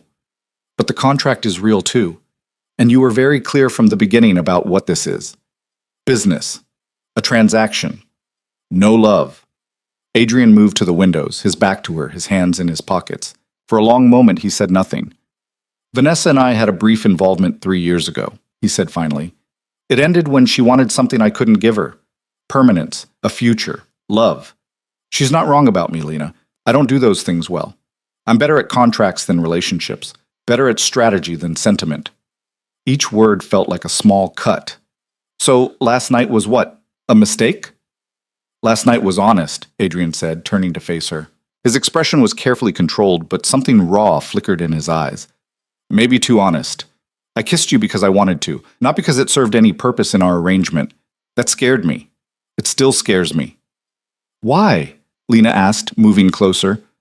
Why does wanting something real scare you more than all the calculated performances we do every day? Because performances end on schedule. Real feelings don't. Adrian ran a hand through his hair, frustration breaking through his usual composure. The contract protects us both. We know the terms. We know the exit. But if we let this become something more, if we cross that line completely, then the ending becomes painful instead of clean. Maybe it's supposed to be painful, Lena said softly. Maybe that's how you know it was real. Or maybe pain is just pain and I'm trying to spare us both. Adrian closed the distance between them, his hands coming up to frame her face with a gentleness that contradicted his words. Lena, I'm not good at this. At caring about someone beyond strategic value. At wanting someone for more than what they can provide. You make me want to be different, and I don't know if I'm capable of that. So what do we do? Lena asked, her hands coming up to rest against his chest, feeling his heartbeat beneath her palms. I don't know, Adrian admitted. The smart thing would be to maintain distance. Keep our arrangement professional. Honor the contract's boundaries. And the not smart thing? Adrian's thumb traced her cheekbone, his eyes searching hers. The not smart thing is admitting that Vanessa was wrong about one thing. You're not just a transaction to me anymore. You're a complication I didn't plan for, and a risk I'm not sure how to calculate. That might be the most romantic thing anyone's ever said to me, Lena said, and was surprised to find she meant it. Adrian smiled, a real smile that reached his eyes and transformed his face. Your standards are clearly too low. Or maybe I just appreciate honesty over pretty lies. He kissed her then, and it was different from last night. Less desperate, more deliberate. A choice they were both making with full knowledge of the risks. When they broke apart, Adrian rested his forehead against hers, his breathing unsteady. This is still a terrible idea, he murmured. I know. The contract doesn't change. 2 years, then you're free to leave. I know that too. But right now, in this moment, we're just two people, Lena finished, who don't have to perform. Adrian pulled her closer, and they stood there in the quiet of his study, holding each other like they could stop time through will alone. Outside, the city glittered with a million lights, each one a story of people navigating the complicated space between wanting and having, between contracts and connection. And inside, two people who'd started as strangers bound by necessity were becoming something neither of them had planned for, something real, something dangerous, something that was going to make the ending, when it inevitably came, hurt more than either of them was willing to admit. The weeks that followed existed in a strange liminal space between contract and something deeper. By day, they maintained their roles. Adrian, the brilliant business magnate, Lena, the gracious fiancée who'd captured his heart. They attended galas and board meetings, smiled for cameras, and played their parts with practiced precision.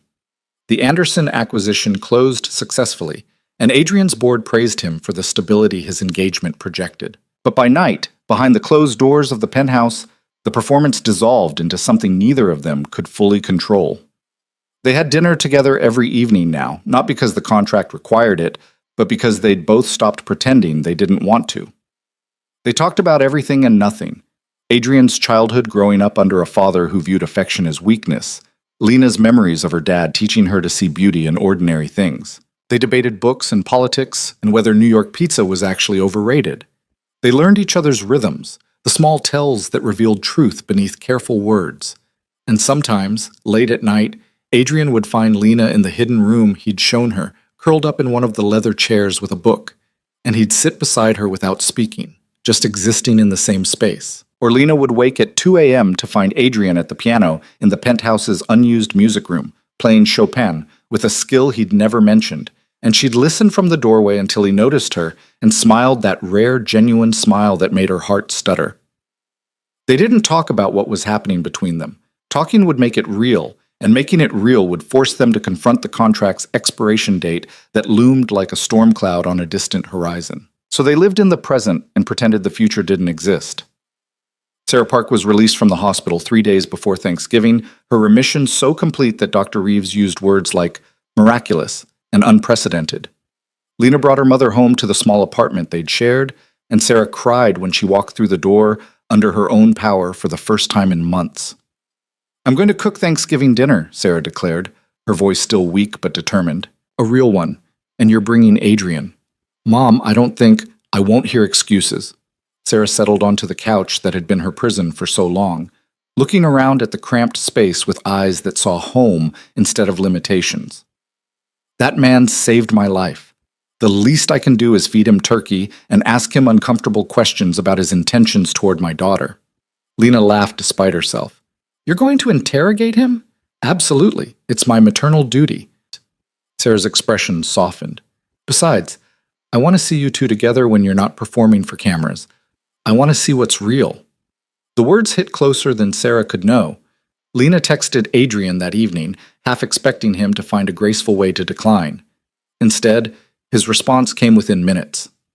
"What time should I arrive? And does your mother have dietary restrictions I should know about?" Lena stared at the message, something warm unfurling in her chest. Adrian Vale, who attended state dinners and had probably never set foot in a home as modest as her mother's, was worried about dietary restrictions. 3 p.m.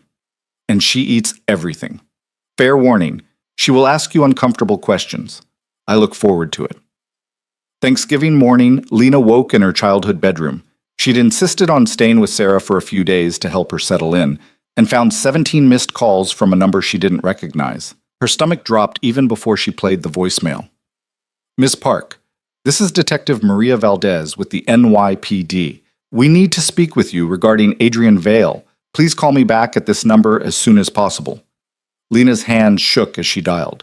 A woman answered on the first ring. "Miss Park, thank you for calling back. I apologize for the early contact, but this is urgent. We've received credible threats against Mr. Vale, and as his fiancée, you may also be at risk. I'd like to meet with you this morning to discuss security protocols." "Threats?"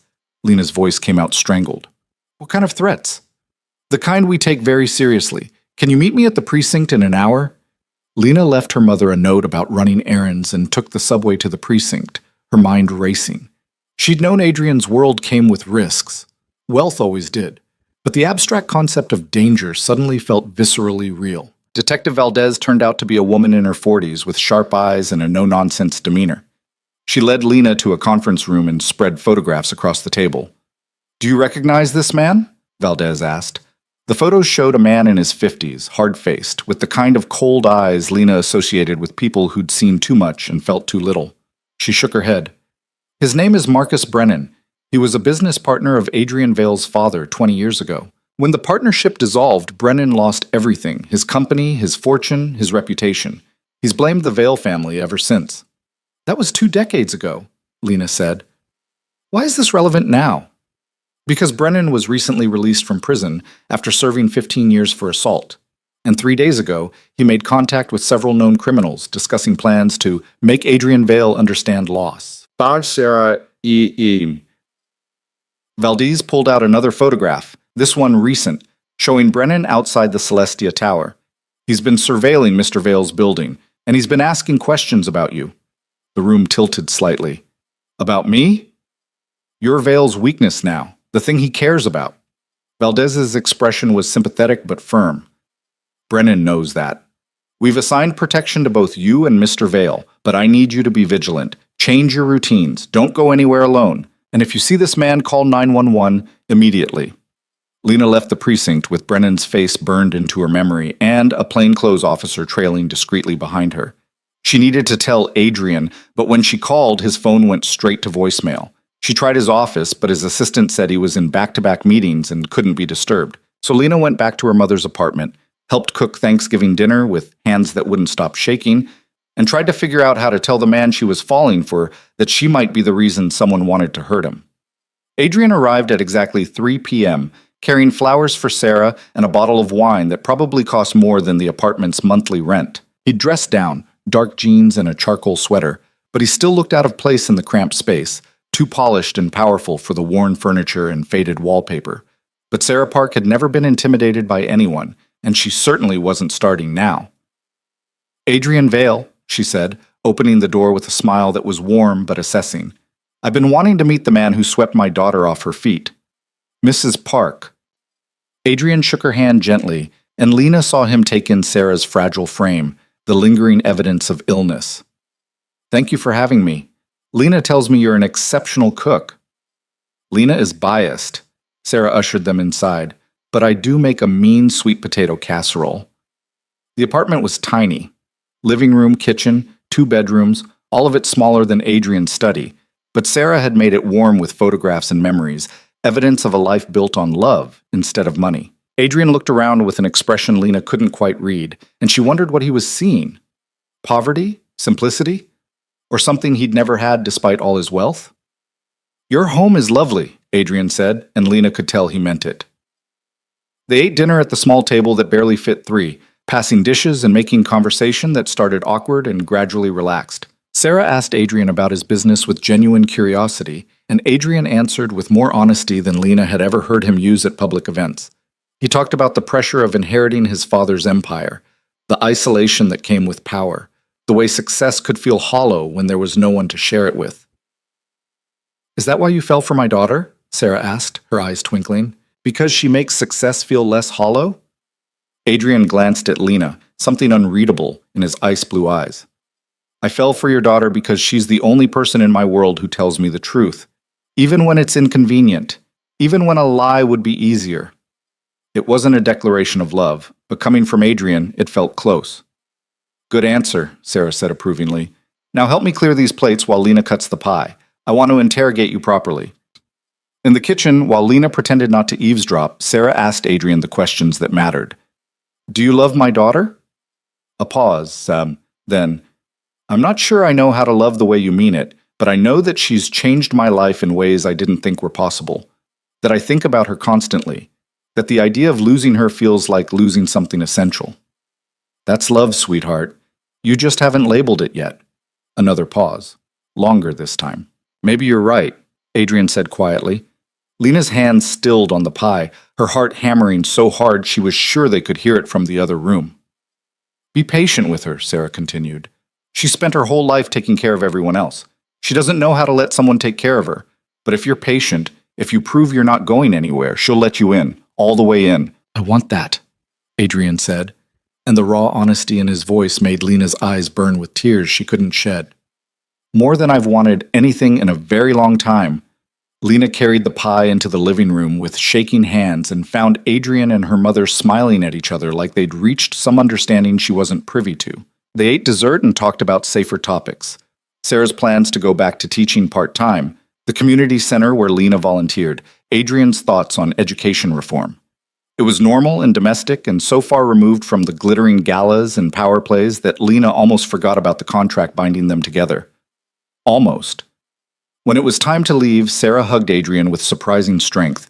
Take care of her, she whispered, loud enough for Lena to hear. And let her take care of you. That's how this works. I will, Adrian promised. In the car ride back to the penthouse, Lena finally told him about Detective Valdez and Marcus Brennan. She watched Adrian's expression shift from relaxed to controlled fury. "Why didn't you call me immediately?" he demanded. "I tried. Your phone was off." Adrian pulled out his phone, swearing when he saw the dozen missed calls. "I was in a meeting about the European expansion. My assistant knew to interrupt for emergencies." "She probably didn't know I counted as an emergency," Lena said quietly. Adrian's hand found hers in the darkness of the car, his grip almost painful. "You count. Don't ever doubt that you count." He made calls, his voice crisp and commanding. By the time they reached the penthouse, he'd tripled security on the building, assigned a personal protection team to Lena, and arranged a meeting with Detective Valdez for first thing in the morning. "This is because of me," Lena said as they rode the elevator up. The plainclothes officer had been replaced by two very visible security guards who now flanked them. "Brennan is targeting me to hurt you." "Brennan is targeting you because he's a violent criminal with a grudge." Adrian pulled her close as the elevator doors opened. "This isn't your fault." But it felt like her fault. She'd signed the contract knowing there would be risks, but she'd been thinking about financial ruin and social humiliation, not physical danger. Inside the penthouse, Adrian made Lena sit while he poured them both whiskey. His hands were steady, but she could see tension in every line of his body. "I should have anticipated this," he said, downing his drink in one swallow. "Should have increased security the moment we announced the engagement. You became a target the second you agreed to marry me." "You couldn't have known. I should have known." Adrian slammed the glass down hard enough that Lena flinched. "My father made enemies. I've made enemies. That's the cost of power. And I dragged you into it without fully considering the consequences." "I made my own choice," Lena said. "You didn't drag me anywhere." Adrian crossed to where she sat, dropping to his knees in front of her so they were eye level. His hands came up to frame her face, his touch gentle, despite the fury in his eyes. "If anything happens to you because of me," he said, his voice raw, "I will burn the world down to make it right." "That's very dramatic," Lena whispered. "I'm serious." His thumbs traced her cheekbones. "You've become essential, Lena, not because of the contract, not because of what you represent, because of who you are. And I won't let anyone hurt you." Lena kissed him then, needing the connection, the reassurance that they were both here, both safe. Adrian responded with an intensity that stole her breath, his arms crushing her against him like he could protect her through sheer force of will. When they finally broke apart, both breathing hard, Adrian rested his forehead against hers. "Stay with me tonight," he said. "Not in your room. With me. I need to know you're safe." It was a line they hadn't crossed. Despite the kisses and growing intimacy, they'd maintained separate bedrooms, separate spaces. Crossing that threshold would change everything. Lena didn't hesitate. "Okay," she said. Adrian's bedroom was surprisingly understated for a billionaire. A massive bed, clean lines, floor-to-ceiling windows overlooking the city, but there were personal touches here too. Books stacked on the nightstand, a framed photograph of a young Adrian with an older man who must have been his father, both of them looking stern and uncomfortable. A vintage watch on the dresser, the only piece of jewelry Adrian ever wore. "That was my grandfather's," Adrian said, noticing her gaze. "He built the first veil company from nothing. My father spent his whole life trying to prove he was worthy of that legacy. I spent mine trying to exceed it." "And did you?" Lena asked. "In business terms, yes. Veil Industries is worth 10 times what my father left me." Adrian picked up the watch, turning it over in his hands. "But my grandfather built something with his hands and his vision. I just multiply money. Sometimes I wonder if he'd be disappointed." Lena moved to stand beside him. "Your grandfather would see a man who honored his legacy by building on it, who created opportunities and security for thousands of employees, who arranged life-saving treatment for a dying woman because it was the right thing to do." "I did that to acquire a company," Adrian said. "You did it because I asked. The acquisition was the excuse." Lena took the watch from his hands and set it carefully back on the dresser. "Stop diminishing your own goodness. It doesn't make you weak. It makes you human." Adrian pulled her close, his chin resting on top of her head. "When did you become so wise?"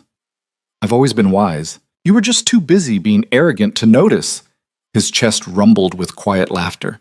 They stood there for a long moment, holding each other in the dim light, and Lena felt something settle in her chest, something that felt dangerously like certainty. She was in love with Adrian Vale, not the public figure or the brilliant businessman, not the performance they staged for the world, But the man who played Chopin at 2 a.m. and showed her his hidden room and knelt on the floor to promise he'd protect her. The man who was learning how to be human instead of invincible. She didn't say the words. It was too soon, too dangerous, too much when they still had 18 months left on a contract that allowed her to walk away. But she felt them. And from the way Adrian held her, like she was precious and breakable and essential all at once, she thought maybe he felt them too. They fell asleep tangled together, and for the first time since signing the contract, Lena let herself imagine a future that extended beyond 2 years. The imagining lasted exactly 4 days. Lena was leaving the community center Tuesday afternoon, her protection detail trailing discreetly behind, when a black SUV pulled up to the curb. Not unusual in this neighborhood, luxury vehicles often appeared when parents picked up their kids. But something made Lena pause, some instinct honed by weeks of hypervigilance. The SUV's door opened and Marcus Brennan stepped out. He looked exactly like his photographs, hard-faced, cold-eyed, radiating barely contained violence. And he was looking directly at Lena with an expression that made her blood freeze. "Ms. Park," he called out, "I think we should talk." Lena's protection detail moved immediately, positioning themselves between her and Brennan. But he made no move to approach, just stood there beside his vehicle, with his hands visible. "I'm not here to hurt you," he said. "I'm here to deliver a message to Adrian Vale, and you're going to deliver it for me." "I'm not delivering anything," Lena said, proud that her voice didn't shake. "And you need to leave before I call the police." "Call them. I haven't done anything illegal. Yet." Brennan smiled, and it was the coldest thing Lena had ever seen. "Tell Adrian that he has 1 week to transfer $50 million to an account I'll specify. If he doesn't, people he cares about will start having accidents. Starting with you." "That's extortion," one of the security guards said, his hand moving to his concealed weapon. "That's business," Brennan corrected. "Adrian's father understood business. He destroyed mine, took everything I built, left me with nothing. Now it's my turn. $50 million, and this all goes away. Otherwise," he looked at Lena with those dead eyes, "otherwise Adrian Vale is going to understand what it feels like to lose everything." He got back in the SUV and drove away before anyone could respond. Lena stood frozen on the sidewalk, her heart hammering, while her protection detail called the police and Adrian simultaneously.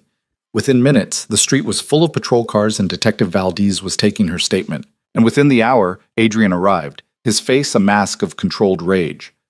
"Are you hurt?" he demanded, his hands running over her like he needed physical confirmation she was intact. "I'm fine. He didn't touch me." "He threatened you. That's touching you." Adrian turned to Valdez. "I want him arrested." "For what? Making a verbal threat that he'll claim was a misunderstanding?" Valdez shook her head. "We need evidence of intent, Mr. Vale.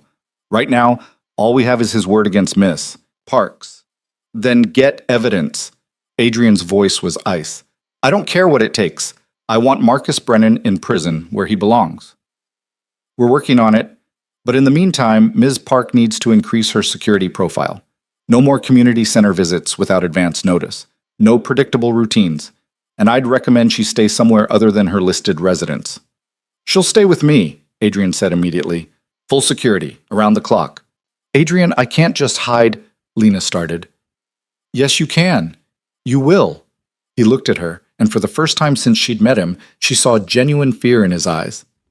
"Lena, please, just until Brennan is handled. Please." She wanted to argue, but the memory of those cold eyes, that dead smile, made her nod. "Okay," she said. "Okay." They went back to the penthouse under heavy security, and Adrian made call after call, mobilizing resources Lena could only imagine. Private investigators, security consultants, lawyers who specialized in restraining orders and threat assessment. He was building a fortress around her, and Lena understood it was the only way he knew how to show he cared. That night, they lay in Adrian's bed in the dark, neither of them able to sleep. "I should never have involved you in this," Adrian said quietly. "If I'd just hired an actress, paid her to play a part, you'd be safe in your own life instead of being threatened by a psychopath with a grudge against my family." "If you'd hired an actress, my mother would be dead," Lena said. "I made a choice, Adrian. I knew there would be risks. Not like this. Never like this." Lena rolled over to face him, her hand finding his in the darkness. "Do you know what Brennan said? He said you were going to understand what it feels like to lose everything. But here's what he doesn't understand. You can't lose something you never really had. We have a contract, an arrangement. In 18 months, I walk away, and you move on to your next acquisition. Is that what you think? Adrian's voice was rough. That you're just another acquisition? Isn't that what I signed up to be? Adrian sat up, turning on the bedside lamp. The sudden light made Lena blink, but she could see his face clearly now, and the raw emotion there took her breath away. You stopped being an acquisition the night you told me the truth at that gala, he said. You stopped being a transaction the first time we had dinner. And you argued with me about everything. You stopped being temporary the moment I realized that thinking about you leaving in 18 months felt like contemplating the end of the world. Lena's heart was hammering so hard she could hear it. Adrian, I know what the contract says. I know I promised no obligations, no love, no complications. But I'm in love with you, Lena Park, and that's the most terrifying thing I've ever admitted. The words hung in the air between them, impossible to take back. You don't have to say it back, Adrian continued quickly. I know this is complicated. I know I'm not easy to love. I know the contract. I love you too, Lena interrupted. I've been trying not to, trying to maintain distance, protect myself. Remember, this was supposed to be temporary, but I love you, and you're right. It's terrifying. Adrian kissed her then, and it felt different from every other kiss they'd shared. This one was a promise, a commitment, a complete abandonment of the careful walls they'd both built. When they broke apart, both breathing hard, Adrian pressed his forehead to hers. The contract is void, he said. As of right now. You're not obligated to stay. Not for the money, not for your mother's treatment, not for anything. If you want to leave, I don't want to leave. If you want to stay, it's because you choose to. Not because you're bound by terms we agreed to when we were strangers. Lena pulled back to look at him. What about the Anderson acquisition? The board? All the reasons you needed a fiancé in the first place? I don't care. Adrian's voice was fierce. I don't care about any of it, if it means you're here because you're trapped. I want you to stay because you want to, because you love me, not because you signed a piece of paper. I want to stay, Lena said, tears streaming down her face. Contract or no contract, I want to stay. They held each other in the lamp's soft glow, and Lena felt the weight of the past months shift into something new. They weren't playing roles anymore. They weren't performing for cameras or maintaining careful distance. They were just two people who'd found each other in the most unlikely circumstances and somehow, impossibly, fallen in love. But outside the penthouse, Marcus Brennan was planning his next move, and the real danger was just beginning. The wedding had been planned for months, every detail orchestrated by professionals who specialized in events that made headlines. It was supposed to be the culmination of their performance, the final act in a carefully scripted play that would cement Adrian's image and fulfill the contract's terms. But the contract was void now, torn up the night Adrian had confessed his love. The wedding, scheduled for a Saturday in December at the Plaza Hotel, had transformed from obligation into choice. They could have called it off, could have admitted the engagement had started as arrangement and evolved into something real, could have planned something smaller, more intimate, more them. But Sarah Park had been dreaming of this day since her daughter was born, and Lena couldn't take that away from her. And Adrian, who'd never cared about weddings or ceremonies or public declarations, found himself wanting to stand in front of everyone who mattered and claim Lena as his wife. Not for business, not for appearances. Because he loved her, and he wanted the world to know it. So the wedding stayed on the calendar, though its meaning had completely changed. The week leading up to it felt surreal. Security remained tight. Brennan had gone quiet after his threat, which made everyone nervous rather than relieved. Detective Valdez had assured them that surveillance was constant, that they were building a case, but the waiting felt like holding their breath underwater. Adrian threw himself into work with renewed intensity, as if keeping busy could ward off the danger. He refused to pay the extortion, and Lena agreed with him, even though it meant living with the threat hanging over them like a blade.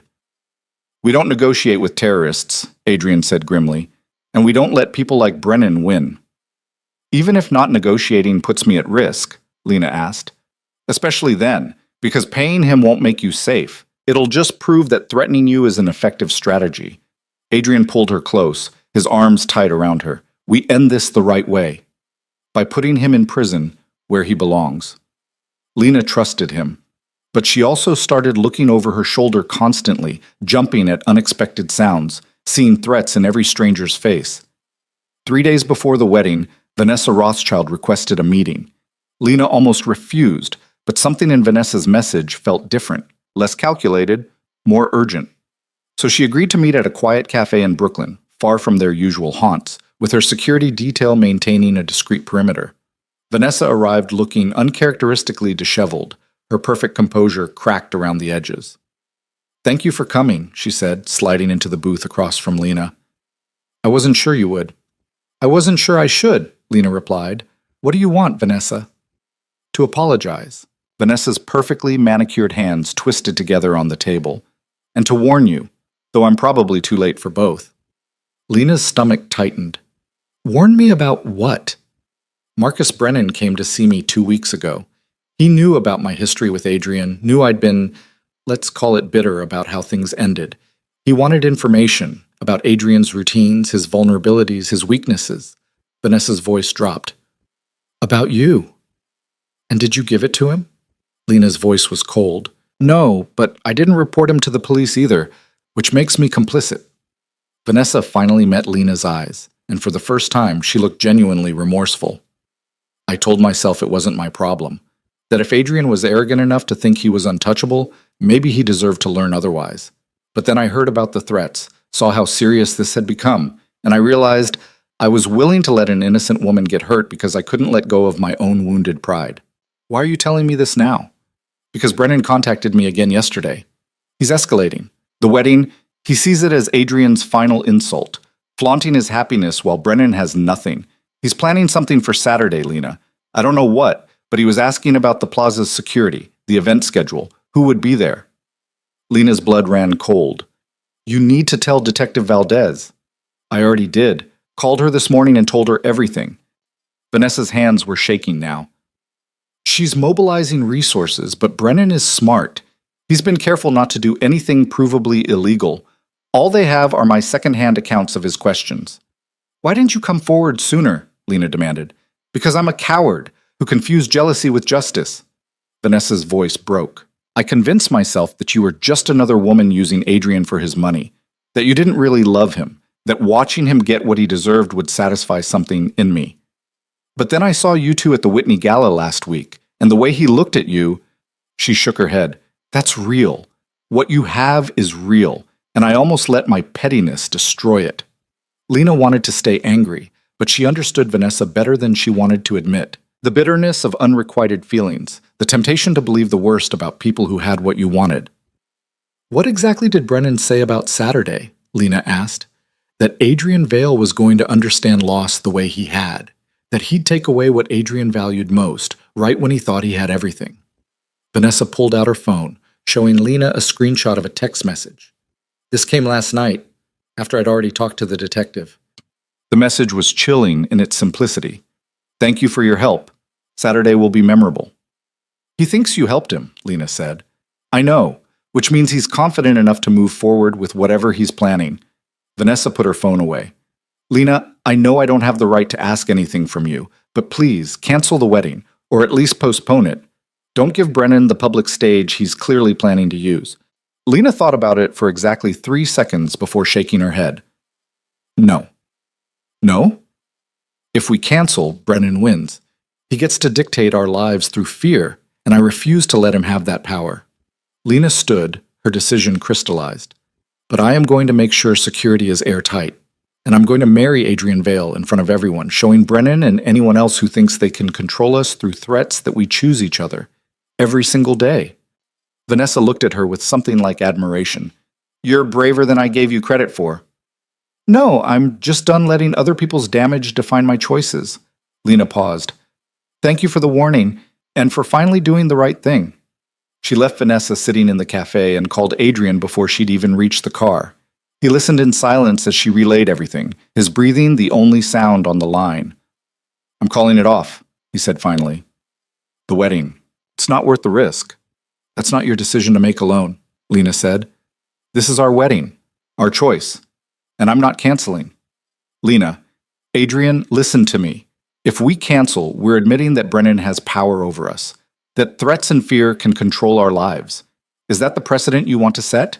That people can manipulate you by threatening the people you love?" A long silence.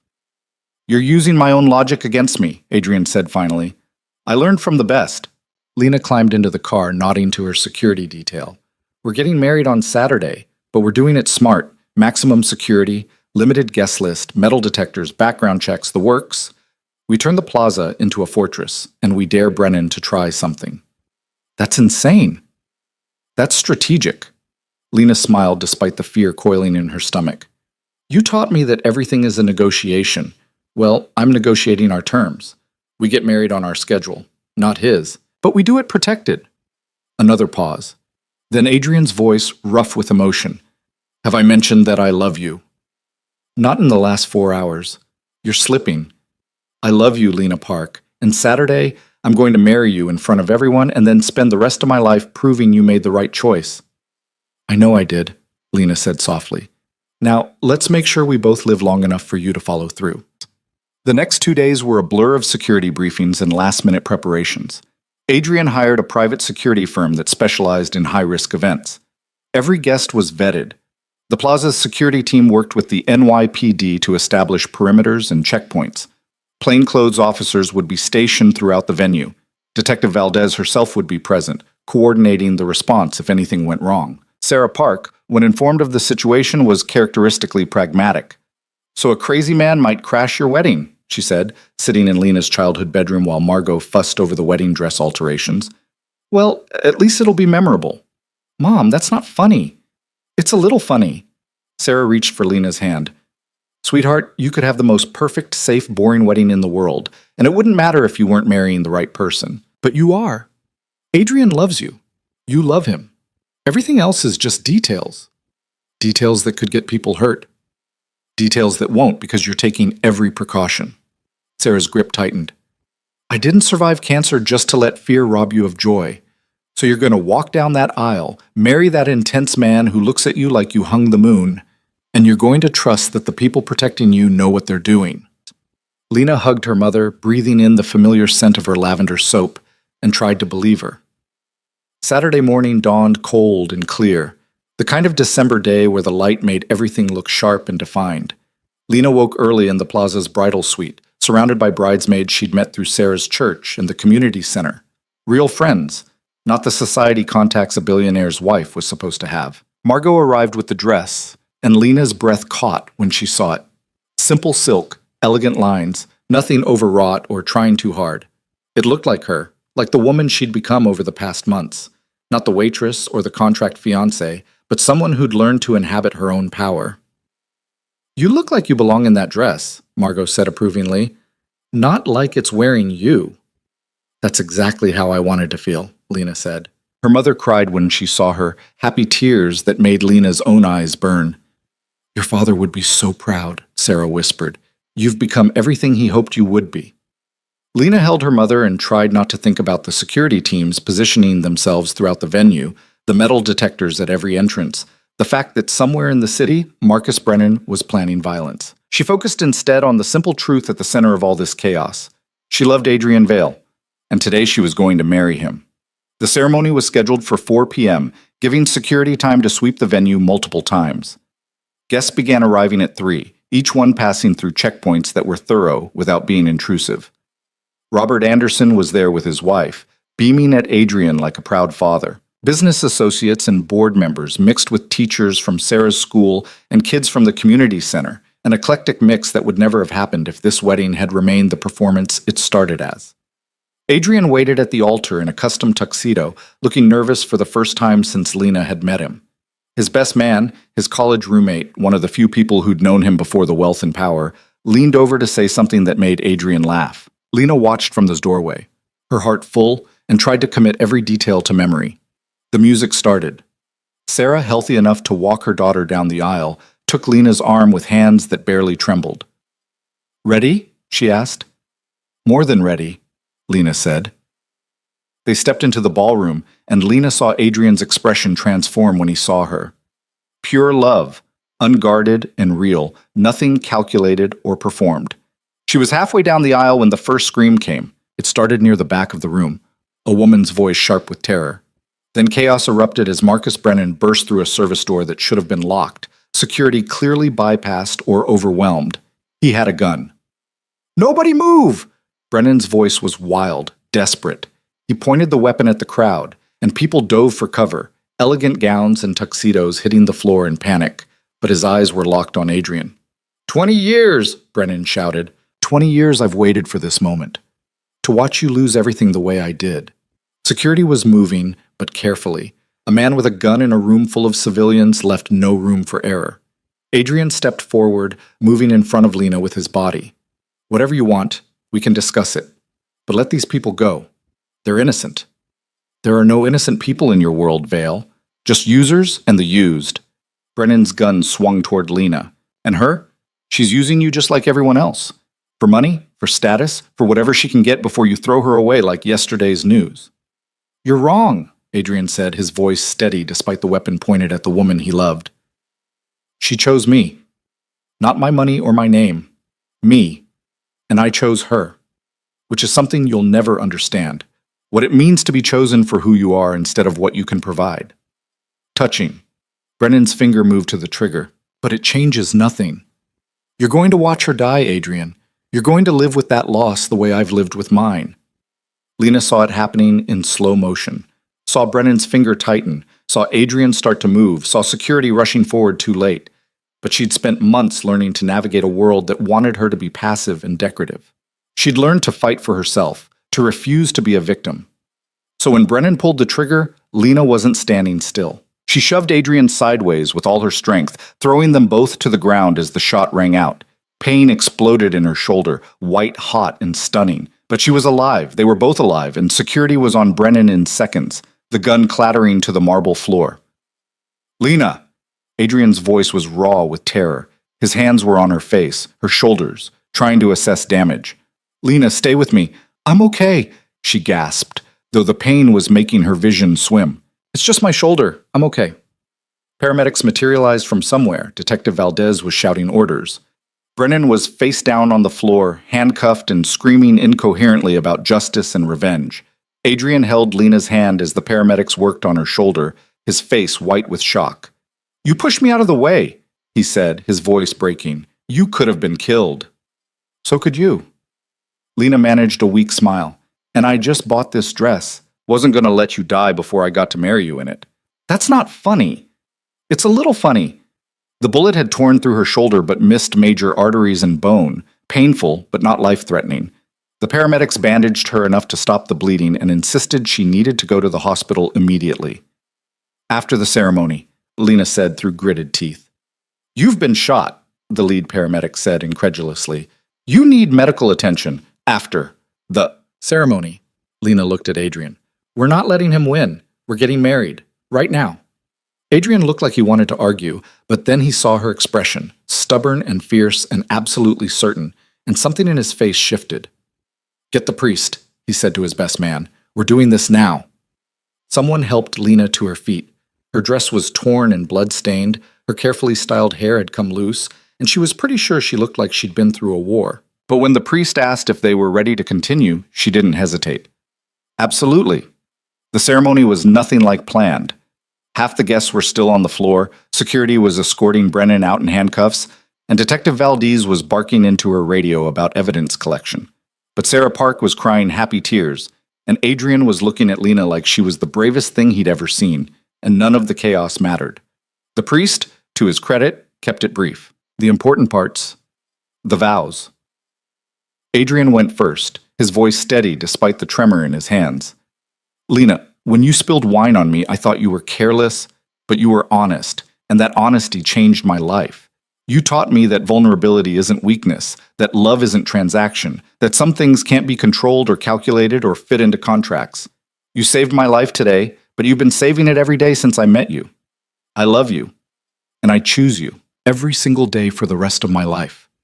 Lena was crying now, her good hand gripping Adrian so tightly it probably hurt. Adrian, you offered me a contract when I needed salvation, but you gave me something better, partnership. You let me see the parts of yourself you keep hidden. You challenged me to be more than circumstances tried to make me.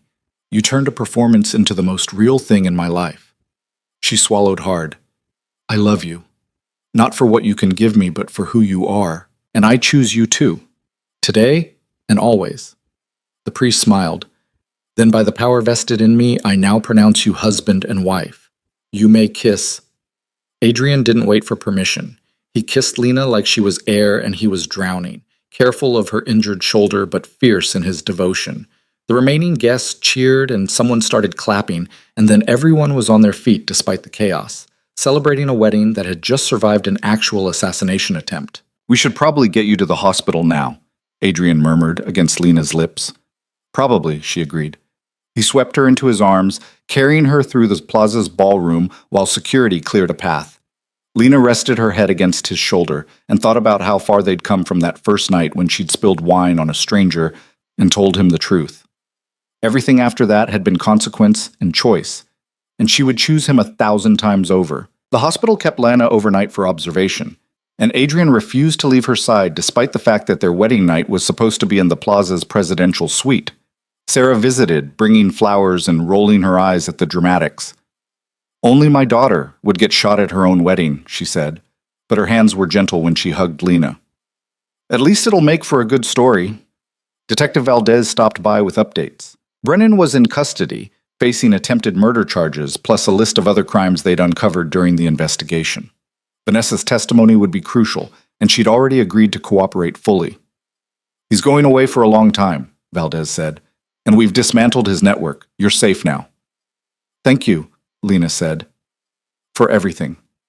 After everyone left, it was just Lena and Adrian in the quiet hospital room, holding hands like teenagers. Some wedding, Adrian said. Some marriage, Lena corrected. We started with a contract and ended with attempted murder. I'd say we covered the full range of possibilities. What do we do now? Adrian asked. The contract is void. The wedding happened. The threat is neutralized. We could... He paused. We could do anything. Lena thought about it, about the future stretching ahead of them, unmarked by contracts or obligations or predetermined endings. I think, she said slowly, we should start a foundation. Use your resources, our resources, to help people like my mom. People who need medical care they can't afford. People trapped by circumstances that aren't their fault. The Lena Park Foundation for getting shot and still having good ideas, Adrian said. The Sarah Park Foundation, Lena corrected, named after a woman who survived against the odds and taught her daughter that love was worth fighting for. Adrian kissed her forehead. I like that. What else? I want to keep volunteering. Want to stay connected to the real world, not just your world. Our world now, Adrian said. But yes, agreed. And I want to renovate your penthouse. Make it feel like a home instead of a museum. The penthouse is yours to do with as you please. Burn it down and start over if you want. Lena smiled. I just want to hang some photographs. Maybe add some color. Let it be messy and lived in instead of perfect. Messy and lived in, Adrian repeated. I think I can manage that. They talked through the night, making plans that had nothing to do with obligations and everything to do with building a life together. Not the life the contract had outlined, but something better, something real. When Lena was finally released from the hospital the next morning, her shoulder bandaged and her pain managed by medication that made everything slightly fuzzy, Adrian carried her to the car despite her protests. I can walk, she said. I know, but I want to carry you. He settled her in the back seat with a gentleness that made her throat tight. Humor me. I almost lost you yesterday.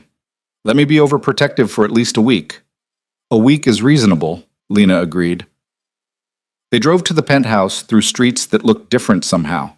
New York was still New York, crowded and chaotic and indifferent to individual drama. But Lena saw it with new eyes now. This was her city, her home, the place where she'd transformed from invisible to essential, from transaction to choice. The penthouse was exactly as they'd left it, but it felt different too. Not because anything had physically changed, but because Lena walked through the door as Adrian's wife, not his contract fiancée or his arrangement, his partner.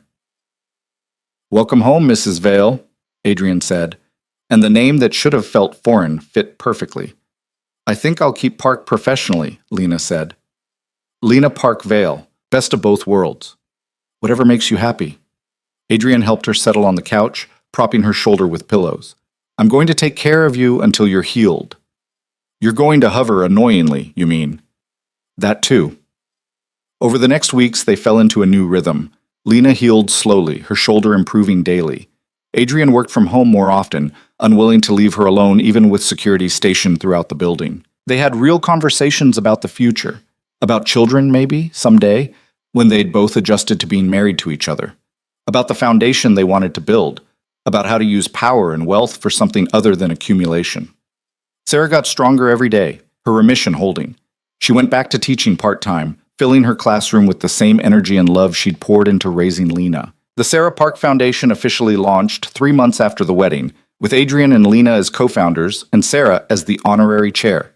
They hired staff, established partnerships with hospitals, and began helping families navigate the impossible space between medical necessity and financial reality. The first family they helped was a single father whose daughter needed a kidney transplant. Lena met them personally, and when the father cried with relief, thanking them for saving his child's life, she understood why Adrian had chosen her for this journey, not because she fit his world, but because she could help him change it. Vanessa Rothschild sent a gift 6 months later, an original piece of art with a note that simply read, "I was wrong about everything. Congratulations on proving me wrong." Lena hung it in the penthouse's living room, a reminder that people could change, that bitterness didn't have to be permanent. Marcus Brennan was sentenced to 25 years without parole. Lena didn't attend the sentencing, but Adrian did, and when he came home, she held him while he processed the complicated emotions of watching his father's mistakes finally be held accountable. "He was right about one thing," Adrian said quietly. "My father did destroy him. Maybe not fairly, maybe not legally, but he did it." "That doesn't justify what Brennan tried to do," Lena said. "No. But it means the world I inherited isn't as simple as I wanted to believe." Adrian pulled back to look at her. "Which is why we're going to do better. Build something that helps instead of just takes."